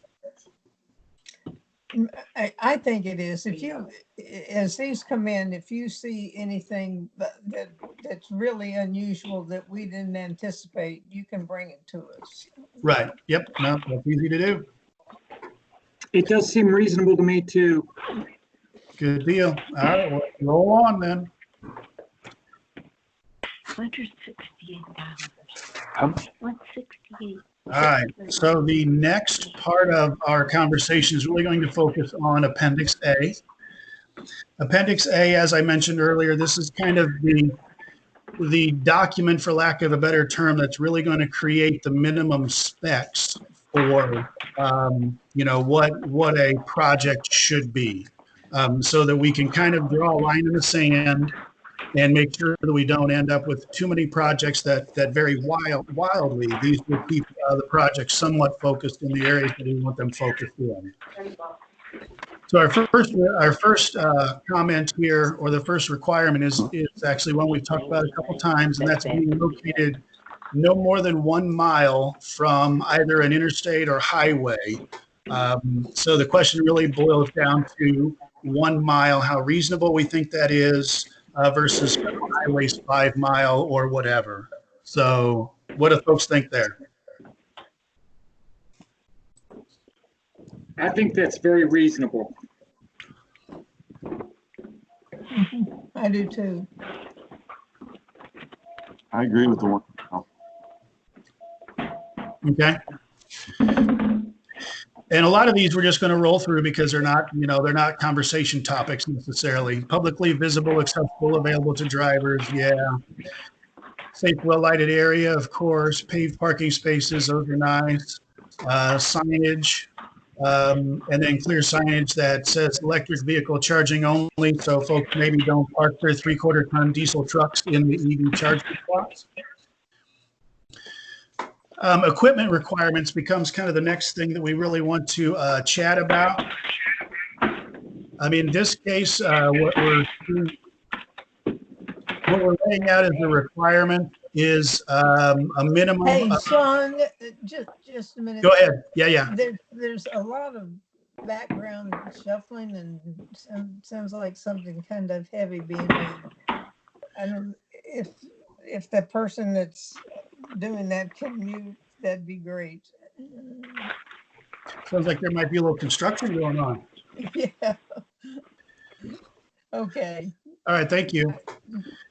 So DC fast charging sites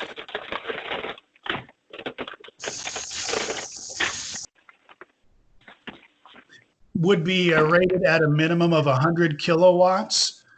And this can be accomplished by pairing two 50 kilowatt stations in such a manner that one vehicle can obtain a minimum of 100 kilowatts charging, but it will also charge two vehicles separate at a 50 minimum kilowatt. I'll wait. It sounds like somebody's running water and doing the laundry. All right, I'm going to go while I got it. Okay. So this language, I've reached out to a couple of the more prominent vendors because, you know, trying to build something that isn't in your specific wheelhouse, it's important to rely on the industry experts. And they see great value in this being the approach that is as used as kind of a minimum spec, that being the 100 kilowatts, because vehicles are becoming more and more capable of charging at higher levels. So installing only 50 kilowatt stations and then potentially splitting that 50 down to 25 will potentially create issues where it's not necessarily a fast charge scenario for folks. So the 100 kilowatt is kind of a little bit on the lines of future proofing, but making sure that it's set up in such a way that if there's a vehicle there that's capable of charging at over 50 kilowatts, it's going to get 100% of the power. But if there are two vehicles there, it's going to split the power and each one's going to get at least 50. I understand that this is a pretty technical spec. I just say that, you know, industry experts seem to think this was appropriate, but I'd be curious to know if the committee has any additional insight or concerns on it. Sean, this is Bruno. I don't have any insights on it. That's my problem. I look at it and think, well, okay, as long as it ensures that there's a fast charge, then, but I just don't, I don't know that whether it does or not. And I assume that you've done your due diligence to make sure that that's the case. So I think that's all I can offer, really. Right. And I think, you know, one of the most important assets that a person can have is understanding when they don't know everything and knowing who to talk to that just might. And that's where a lot of the language from this RFP has come from, our industry experts, this being really the very best example.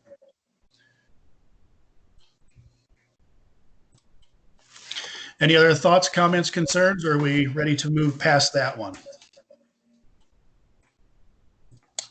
Carry on. All right. Having both CHAdeMO and 1772 connectors for DC fast and at least compatible connectors for level 2.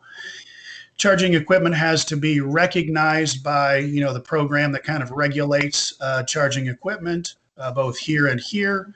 Cord management system needs to be in place for either one so people aren't tripping over cords. Payments and such, universal payment system, nothing can be proprietary. This kind of goes into the networking concept. You want to create a system that everybody can use regardless of what they're driving or what their, you know, preferred method of payment might be. In addition, you know, you have a lot of different, well, you don't have a lot, but you have numerous vendors that can supply the equipment, and you don't necessarily want to create a scenario where if you go to this fast charging station or level 2's charging station even, well, you have to use the charge point approach versus this one that you have to use the green lots or EVgo approach. So you just want it to have flexibility. You'll see real-time pricing information displayed on the device or payment screen. This is common for DC fast charging. It is not for level 2, so that's why it's kind of recommended that way. Utilization of open standards. I researched what this basically means because OCPP is one of the acronyms that I guess I don't know. And it's basically just an open protocol so that the software is set up that it can be used by most any vendor.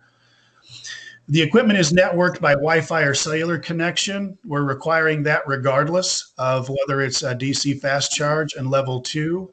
And the vendors are all behind that. And, you know, for us to be able to have a monitored system that we can verify is actually being utilized as we want it to, it simply has to be networked, whether it's DC fast or level 2. And then every year we would get data. Any questions in that section? All right. Sponsor vendor requirements. You know, folks are going to try to educate the public about the charging stations being there. Customer support on the DC fast charger is available 24/7, clearly posted so folks know who to call if the station is down. You'll see level 2, we're looking at customer service that's available 6 a.m. to 6 p.m. Monday through Saturday. This is a little different, mostly because these types of sites will often be located in retail locations, and it's possible that the retail location may have a point of contact there in-house that handles this, and if they're not there, you know, you can't put an expectation for them to be there 24/7 on this type of equipment that isn't probably going to be utilized in the same manner as DC fast charging type of equipment would be. It's got to be ADA compliant. And then the second to last one I think is really important. This kind of circles back to one of the requests of the committee, and also the request for information really honed in on this, and that is that the equipment should have at least a 5-year warranty with the option of additional ongoing maintenance and support, with an uptime guarantee on the equipment of 95% or greater for the lifetime of the charging station. The point of this obviously be, and you know, it's kind of counterintuitive because it says it's a 5-year warranty, but the full lifetime of the station. So those two don't necessarily go together. But the point is that it's a 5-year warranty that in essence is guaranteeing that that DC fast charger or that level 2 piece of equipment is going to be available 95% of the time or more. And then the last is, you know, if anything's going to be fixed in the DC charging side, needs to be done within 72 hours of the down to ensure that it maintains that 95% uptime. That is the kind of minimum spec document that is Appendix A. The rest of this document is just kind of general resource, and it'll be cleaned up before it goes final. That includes the map and the list of where DC fast charging equipment as well as level 2 equipment is located in Indiana. So we don't really need to spend any time on that. So let's talk if you all need on anything located in Appendix A.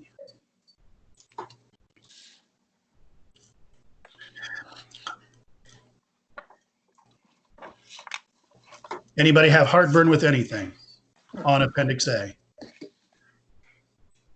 Well, hey, Sean, one of the comments we received was that the J1772, now forgive me because I have no idea what I'm talking about, is for level 1 and 2.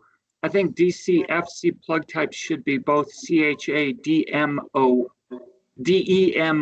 and SAE combo /CCS. And I noticed that our document is a little different from that. And I don't know what the difference is or why that matters, but I thought I should voice that that thought. Sure. And I don't, again, it says SAE combo /CCS. I don't know what that is. And I see that ours says SAE J1772. So I don't know if that makes a difference, but it'd be something to consider. And I wouldn't mind if we needed to make adjustments in this to see if that's used on the fly. Yeah, that's a good comment, and it's something that we can look into.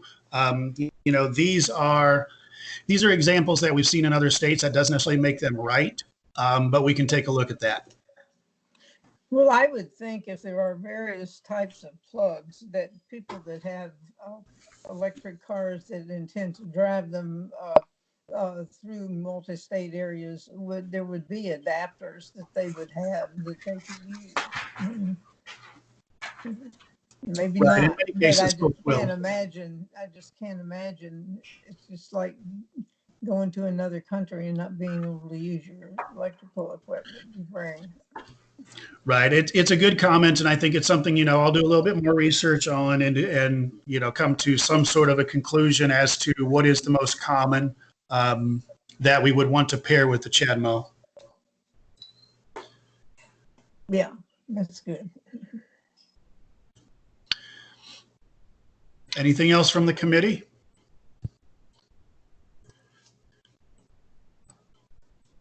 All right. Well, I think my work on the RFP walkthrough is done. Well, I think you actually have done a great job with this.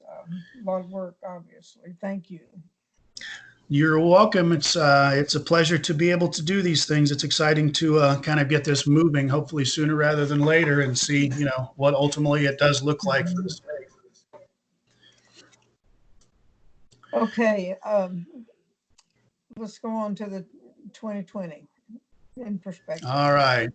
And Bear with me while it's a little past 12, so I think we need public comment. So. Yep, bear with me while I get to that slide and get it up for you all. I believe that it'll be right here. Okay. Is everybody seeing me roll around my screen, or are you still looking at the other piece? We don't see your screen. All right. So you will have it in a second. All right, here we go. And then let's get back to where we were.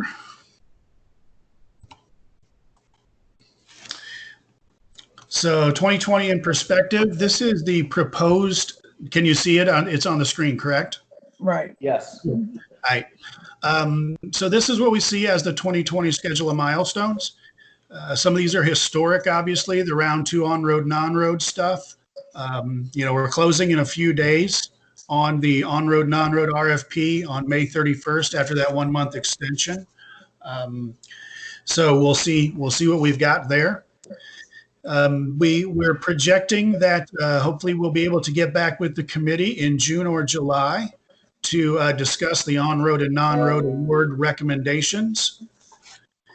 We will hopefully be able to get together with the committee in, let's see, EV RFP June.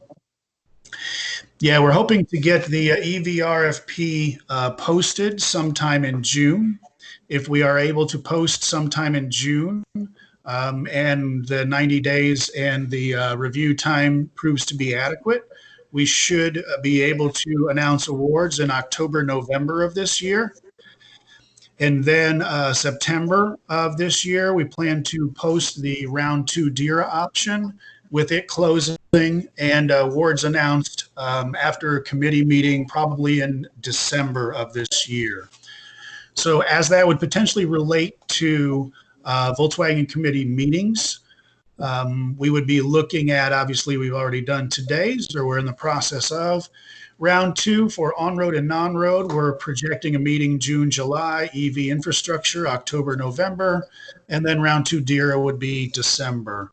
So by shortening the EV RFP from 180 days down to 90 days, it really allowed us to stay reasonably close to that sort of strategic 2020 schedule we laid out earlier in the year. And that concludes all of the comments that I have prepared for the time being. Okay, now, how do we handle the public? Do we see them, or do they give their question to Ryan?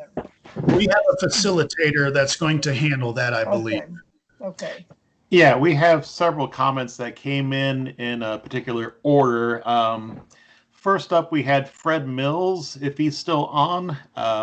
wanted to give a comment on the allocation split for the EV charger section on the RFP. Yes, I'm still here, and thank you.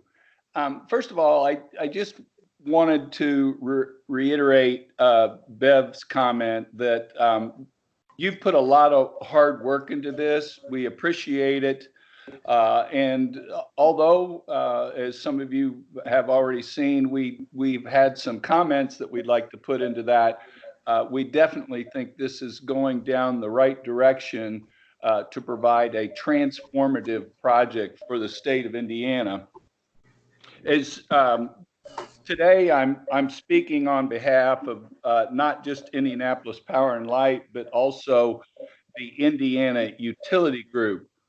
This is a group made up of 8 different utility organizations throughout the state. And we thought this was the best way to try and do something transformative because each one of these entities will play a role within their territory. It is a unique approach because it's more of a coordinated approach, although we may be submitting a entry into this opportunity. It's really 8 separate and distinct organizations that will be doing that. But we're trying to do it in a coordinated way so that to the customer, it will be seamless.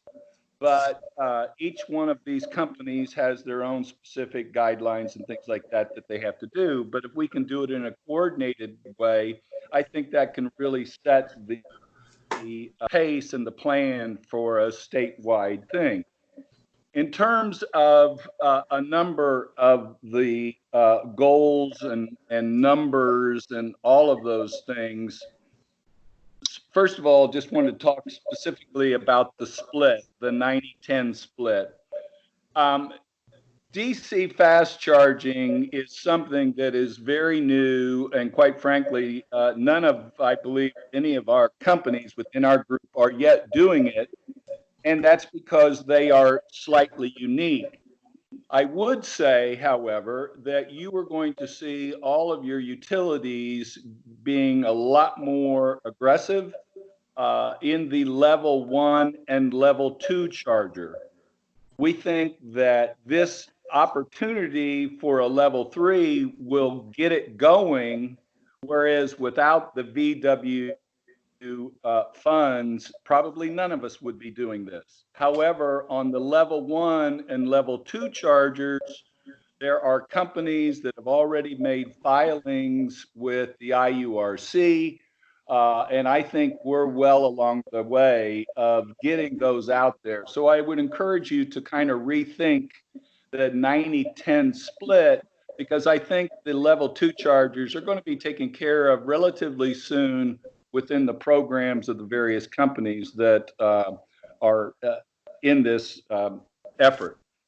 I think also in terms of some of the other guidelines, or some of the other, not guidelines, but things that you've set, for example, the $180,000 level, the 100 megawatt, we would like to suggest that those would be guidelines rather than specific hard set items. And the reason I say that is based on our experience.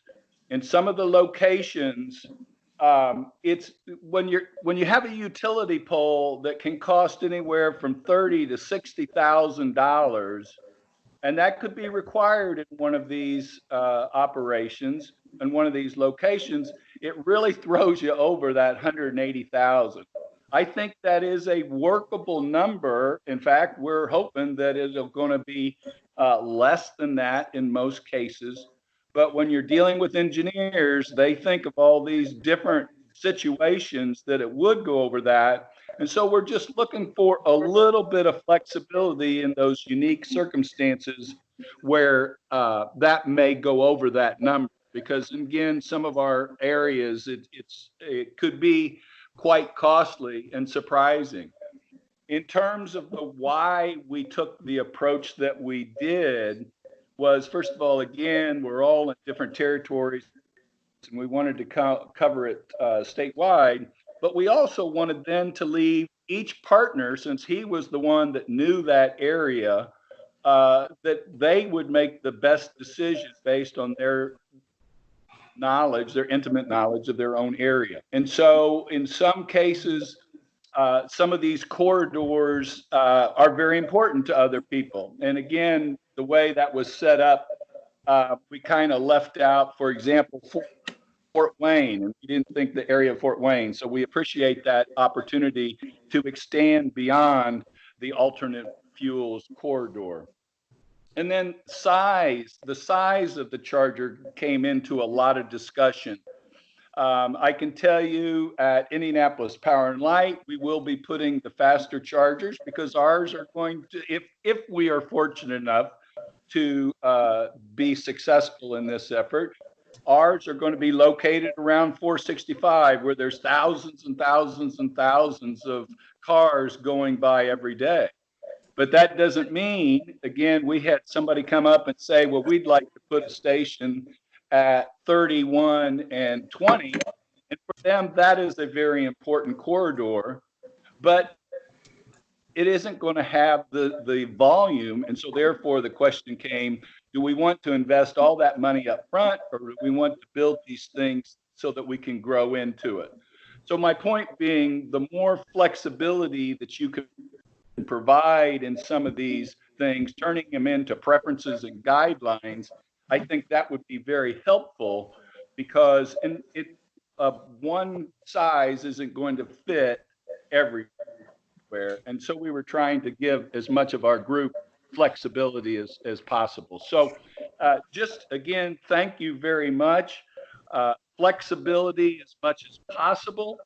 And again, ultimately, our goal is to try and provide a program that is transformative to the state. And if we can get those kinds of flexible approaches to where each one of our organizations can meet what they need, that would be very helpful. And that's all I have. Fred, this is Beverly. Can you hear me? Yes, ma'am. I have a question. What would you consider to be a realistic split rather than the 90-10? We would prefer that 100% would go to the DC fast chargers, because as I said, I think you're going to see the level 2 charger situation change pretty quick in terms of the programs that utilities are talking about these days. Okay.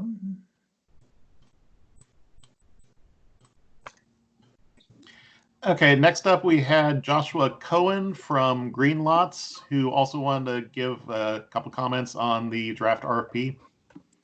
Great. Can everyone hear me? Yes. Okay, great. Well, first of all, thank you for allowing public comment in this online format. Just a few words about Green Lots for folks who may be unfamiliar with our company, which will help inform the nature of our comments. Green Lots is an electric vehicle charging technology and software company. And so we partner with a number of hardware providers that names that are well known in the EV charging industry. So we can do full networked charging stations, but our focus is on software, technology, and services. And as a business model, Green Lots typically does not own and operate stations ourselves. So for the committee's just perspective on the EV charging industry, there's a lot of variation within the industry. And so some companies, they want to own and operate themselves, and they will likely be the applicants themselves for these grants. Green Lots, we sell to an end user. So our customers will likely be the applicants for these grants. So with that background, let me just offer a few high-level comments, and I'll be glad to go into more detail to submit written comments, but I want to be mindful of everyone's time. So at a high level, I first want to commend the committee and Sean and everyone involved for this process. It's been a very open, transparent, communicative process, and as a stakeholder who may be materially impacted by the outcome of it, I and others at Greenlots really appreciate the process that's and the thought that's gone into this. I want to start with some positives that we really like about the approach that the draft RFP is taking. One is the emphasis on DC fast charge, where, as others have said, just the cost barrier is so significant for DC fast charge that without grants like this, at least at this stage in the market, they're just not going to be built. Greenlots, when we submitted written comments back in January, we recommended for full 100% towards DC fast charge. We're not going to complain about 90%, but I think I would caution against going lower than that, because I think this money will be best spent towards DC fast charge. I think having a statewide strategy is really important, whether we're talking about VW funding or potential utility programs or other funding sources. So I think at a high level, the approach that the committee and this RFP are taking to really say what is our goal as a state, and how can we use this funding to support that goal, I think is a really smart approach. And I won't belabor the comments about highway corridors, but in our comments we submitted back in January, we supported the IEA's proposed crossroads map that we think would make sense. So obviously we don't want locations on side roads that are far removed from anyone, but we want to make sure that the allowable corridors really do reflect the ones that make sense for the state. In terms of funding per location, again, I think the RFP is on the mark with this, because we've seen other VW programs where the committee wants to stretch the dollars as far as they can and have a small reimbursement per location. But as a result, we've seen very little uptake in those just because of the costs. So we really think the committee's going to achieve its goals of getting high uptake for this program and allocating these funds, getting them out in the field, the more you can reimburse per location, which this does. We think the focus on networking is good, and future-proofing, both through an emphasis on open standards and interoperability and things like OCPP, which Sean mentioned. And we do think the 100 kilowatt minimum is good, and 2 stations per location, because as EV adoption does become more and more the norm, we want to avoid a situation where a driver pulls up to a location and there's only 1 station there and it's in use, and there's another car ahead of them and it's a slow charge. So requiring a minimum of 100 kW with 2 locations, we think makes sense. Just a couple suggested tweaks that I'd offer. One has to do with the 1 mile requirement from the interstate, which I know folks have already discussed. I think 1 mile is a good ideal to work towards. But I do agree with some comments that others have made that some flexibility can be warranted, particularly when you get into the costs to bring power to a location. There might be a location that is 1 mile from an interstate or from a highway, but if you just go half a mile farther, there might be power that's already there, and you can it'll be much more cost effective just to go a little farther. So I would encourage some flexibility on that. And in terms of the allowable costs and the conversation about network service plans and warranties and things like that,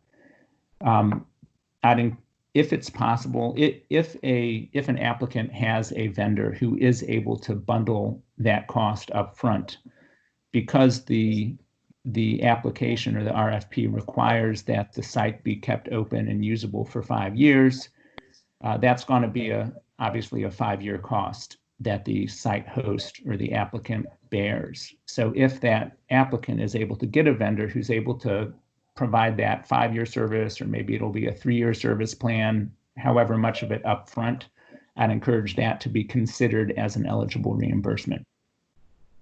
So those are just a few high-level thoughts and suggestions. I'm happy to submit written comments or answer any questions that you might have. But again, I really appreciate the openness and the level of communication that you all have done throughout this process. Thank you. Okay, next I just wanted to highlight a comment given by Diedrich Roper that was submitted during the time that Sean was going through the RFP, just stating that all DC fast chargers should be, excuse me, publicly available. So I just wanted to kind of highlight that one. Leah gave us several written comments during the presentation Sean was giving. I wanted to give her an opportunity to give maybe a verbal summary if she wished to do that. Sure. Can you hear me? Yes. Yes. Great. Okay. My most significant concern, I think, was the focus on the federal alternative fuel corridors, since those are designated based on infrastructure that's already in place for those that are corridor ready. So I would like more information on why we would focus on where that infrastructure for level 3 is in place. And then with the caveat that it could make sense to flip corridor pending areas into corridor ready areas. But otherwise, I would see that leaving out a significant part of the state that has not yet gone through that application process and doesn't have the infrastructure in place to qualify. So just more discussion on what the intent and requirements were to even be designated as a corridor. That led to some confusion for me. So that's my most significant concern, especially with regard to US 31, which in between Mishawaka and Carmel, there aren't any level 3 stations, and that's a pretty significant north-south route in the heart of the state that runs through the region that my organization, the Michiana Area Council of Governments, represents. So that was a concern. The comment about the plug types is a minor one. There are only 2 main fast charging plug types, the CCS SAE combo and Chademo, but of course not including Tesla there. That's just a minor point. And then another question that I have was about the time over which the warranty and network subscription services could be covered, if that would be a 3 or a 5 year package, because generally those are paid up front with the hardware when those purchases are being made. So how long would that be covered? In the NIPSCO Around Town program, there was a specific provision for how long or how the length of time that would be covered under that funding program. And then along with that funding, there was an understanding that the site owner or station owner could not charge a fee to users for that period of time, 3 or 5 years. So, maybe talking with NIPSCO to understand how that worked. Because I think the intent was to encourage high utilization to really see the benefits of those stations by making it be no cost for that period of time over which the grant fees were subsidizing the station. So there was this give and take, and required the site owner to pay the electricity costs, but in exchange for having the site located there. I'm not sure that would work well for level 3. That's probably more appropriate to a level 2 application, since there is more of a business case considering the dwell times, 2 to 4 hours at level 2. But just something that I wasn't sure how all that would be worked out when I read through the proposal. So that's the bulk of my comments there. Thank you. And yeah, we just have 2 or 3 more here. Carrie also provides some written commentary concerning corridors as well. Carrie, if you'd like to give a verbal summary, you may do so. Sure. Can you hear me okay? Yes. Okay, thank you. Carrie Garvin, Greater Indiana Clean Cities. I will echo what everyone is saying. Good job. Thank you for working on this program. I think it's going to be very important to the state of Indiana, and I think we're all in agreement that EV infrastructure is lacking just across the state. We're all statewide. One of the comments I submitted was clarification on the designation of some of those corridors by the Federal Highway Program. The interstates that were listed as ready, those, keep in mind, those are also for like compressed natural gas and propane. That's not just EV. So the ones that were designated as EV ready in Indiana by Federal Highway, that was 465, 275, 94, and 90.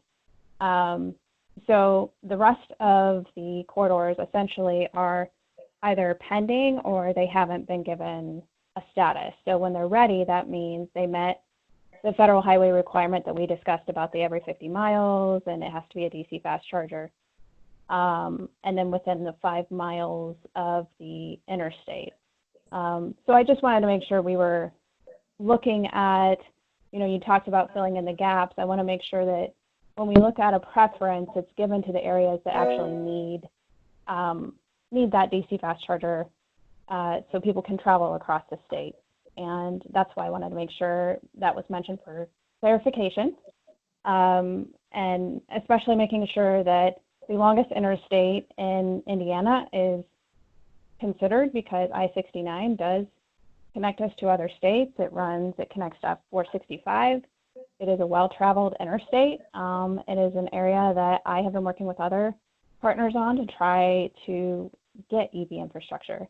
So I know that there's an interest, and I just want to make sure that that is brought up for consideration. And thank you for your time, guys. Thank you. Next up, I want to give Andrew Horstman a chance to make comments.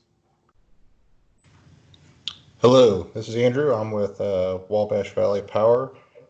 Thank you very much for the opportunity to meet via teleconference today and voice our opinions and comments. Really appreciate that. Much like everyone else, just comments on, you know, not excluding certain parts of the state via the corridors. We represent the rural cooperatives in the state, and want to make sure rural parts are covered as well, not just, you know, major metropolitan areas or major highways, but also the, you know, state highways that a lot of our customers travel. And I believe that would be, you know, great to include just all the major corridors in the state. The other comment I had was regarding the network service charging fees not being recoverable. I think that having these chargers networked is critical. It's going to provide us, you know, opportunities for the flexible payments. It's also going to provide the data for the reporting. And I see that as a critical piece to making these chargers successful in the field. It'll provide diagnostic tools to the vendors to keep the uptime and things like that. So I think that was a critical piece, at least in our eyes, that would like to see some sort of recovery form for those fees as well. I would also like to echo kind of what Fred and the gentleman from Greenlots talked about as far as focused on the DC fast chargers. We are seeing more and more level 2 charging go in our service territories. That's happening on its own.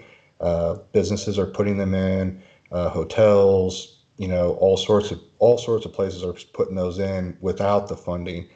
We are seeing very little to no DC fast charging going in our service territory, and feel that the funding would have a much greater impact on the state's EV plan and presence to help facilitate the distribution of those fast chargers would be great.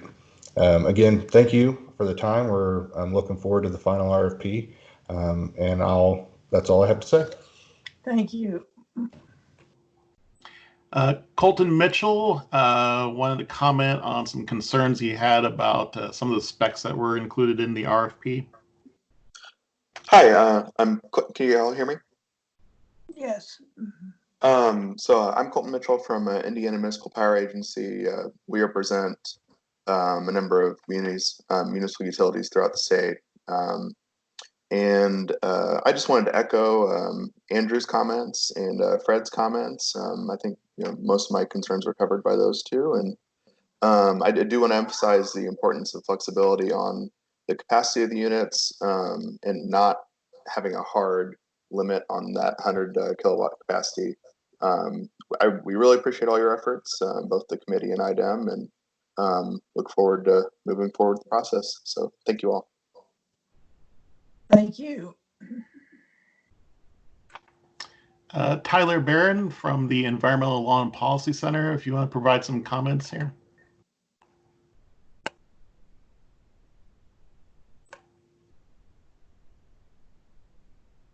He may not still be on. He did provide some written commentary here, so that'll still be retained after this meeting is over, and so that can be provided to the committee. Okay. Lastly, we have Jordan Walpe from Duke Energy. All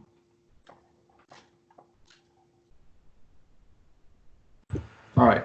Hi, everybody. This is Jordan with Duke Energy. Trying to make this quick. I just wanted to comment on Appendix A, the 95% uptime and the 72-hour repair period that you have noted in there. I just want, how will that be, what will be the oversight in that? Is there penalties if those are not maintained? How will you determine that in, say, years 2 and 3 if that does not happen? So just some consideration on that ongoing maintenance. How will you control that, if you will? So, but yes, I also echo all the other utility comments that were given, and I thank you all for your work that you've been doing with this RFP. This is very cool to see. Thank you.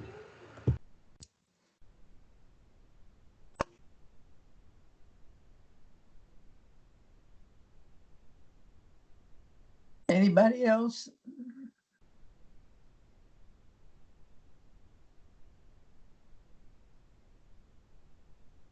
Is there anybody else? Nope, not on our list. Okay. A couple of things kind of stood out in the comments that I was actually glad to hear some unanimity among the comments on the allocation. But there, do you think it's worth discussing this 90-10 split and really focusing on where most of the comments said the need was, and that was fast charge?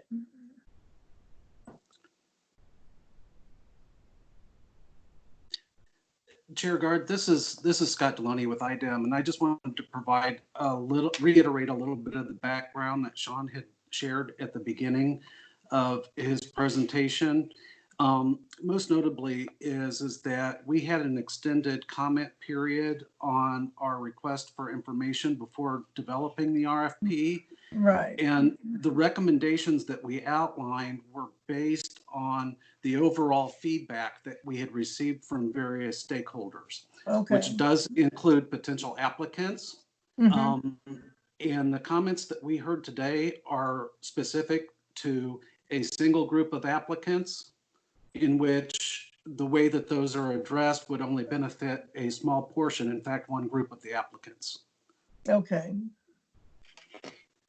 So I just wanted to provide that as a word of caution in terms of providing a balanced playing field for all of the stakeholders that have weighed in and are considering applying for funds. Okay, well, that's good to hear. So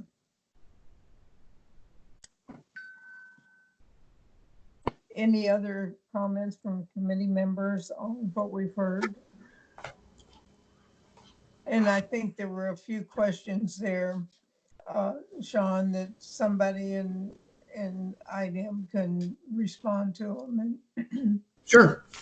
The questions and there are notes that I have. I'll kind of talk through the notes that I have based on the questions, if you will. My notes say Carrie and Leah commented on corridors, and we appreciate the comments. Worth noting, obviously, that today we did have a conversation about alluding to corridors, regardless of kind of the details behind how Federal Highway does what they do. but really focusing more on Indiana interstates and highways as our area of focus. So corridors are still relevant, but they're not necessarily going to be a focal point. Mm-hmm. There was a question about the 3 to 5 year subscription. I think it was Leah that asked the question about whether it's going to be 3 or 5 years. In Appendix A, it does say 5 years, as we recall. And also, there was a question about networking that's kind of connected to that. While I was kind of off screen and on mute, I confirmed with a couple folks that those networking fees can very well be built into that 5-year warranty. As a matter of fact, that's relatively common and was done somewhat recently with a project here in Indiana. So that will kind of fall within an existing contract, so to speak. And then Jordan raised the question about 95% uptime and the 72 hours. The conversation that I have had with vendors is that they have a motivation to stay with that 95% and 72-hour uptime financially, because if they are not maintaining that 95% uptime, or they do not make that repair within those stated 72 hours, there is a fine to them as an entity. So the one that's going to be paying attention to that, of course, is going to be whoever installs that equipment, whether it's DC fast or level 2 when it comes to, how quickly things get turned around and stuff. But most of your suppliers do have kind of financial penalties built into that 5-year warranty that sort of binds them, if you will, financially to making sure that 95% uptime is met. Okay.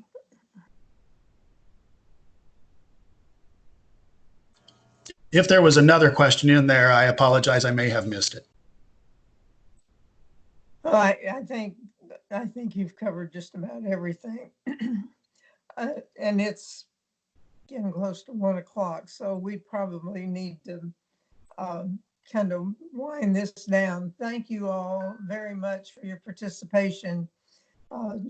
I would expect that probably the next meeting will also be a virtual meeting. That's just a guess, but I expect it probably will. Do we need to go back real quick to that one category at the beginning? Let me take a look at my document here and see which one that is, because I think we may very well have covered it. We've talked about a few things. I think actually it was the 90-10. Yeah. Yeah, and Scott kind of created or shared with us sort of the background of how we came to that 90-10. Right. So unless there's a desire to move away from that, I think that it's probably been discussed. Yeah, I think we've covered everything. Well, if there are no other comments from committee members, some of them I think have already dropped off, we'll wind this down. Thank you all very much. And working through the technology of this as well, a little bit of a challenge, but I think it worked out pretty well. So anything else you all want to add? No, well, Sorry, I was just going to pose a question, and that was, where does the committee want to see us go from here? Make these revisions and provide you all with a written comment of the document with those edits and changes for kind of an electronic review and approval, or do you want to sit down and go through it again in a virtual manner like this? As always, we are fine either way. Why don't you send us a copy with the written changes and highlighted so we can find them. If there seems to be a real serious concern about something, then we can get together. But I'm not sure that unless it's something really that a major change, that we can't just handle it. Feedback to you. That's fine. Completely comfortable with that. Yep. can do that. Okay, well, let's plan on that. Okay, well, with that, we'll adjourn the meeting and um, uh, hopefully we can get together in person soon, but that might be a while. So just have them send us a calendar and we'll get something on our calendar pretty soon. That sounds good. Okay, thank you all so much. Thank you. Thanks, everybody. Appreciate it, Senator. Good job, everyone. Thank you. Thank you, Thank you. everybody.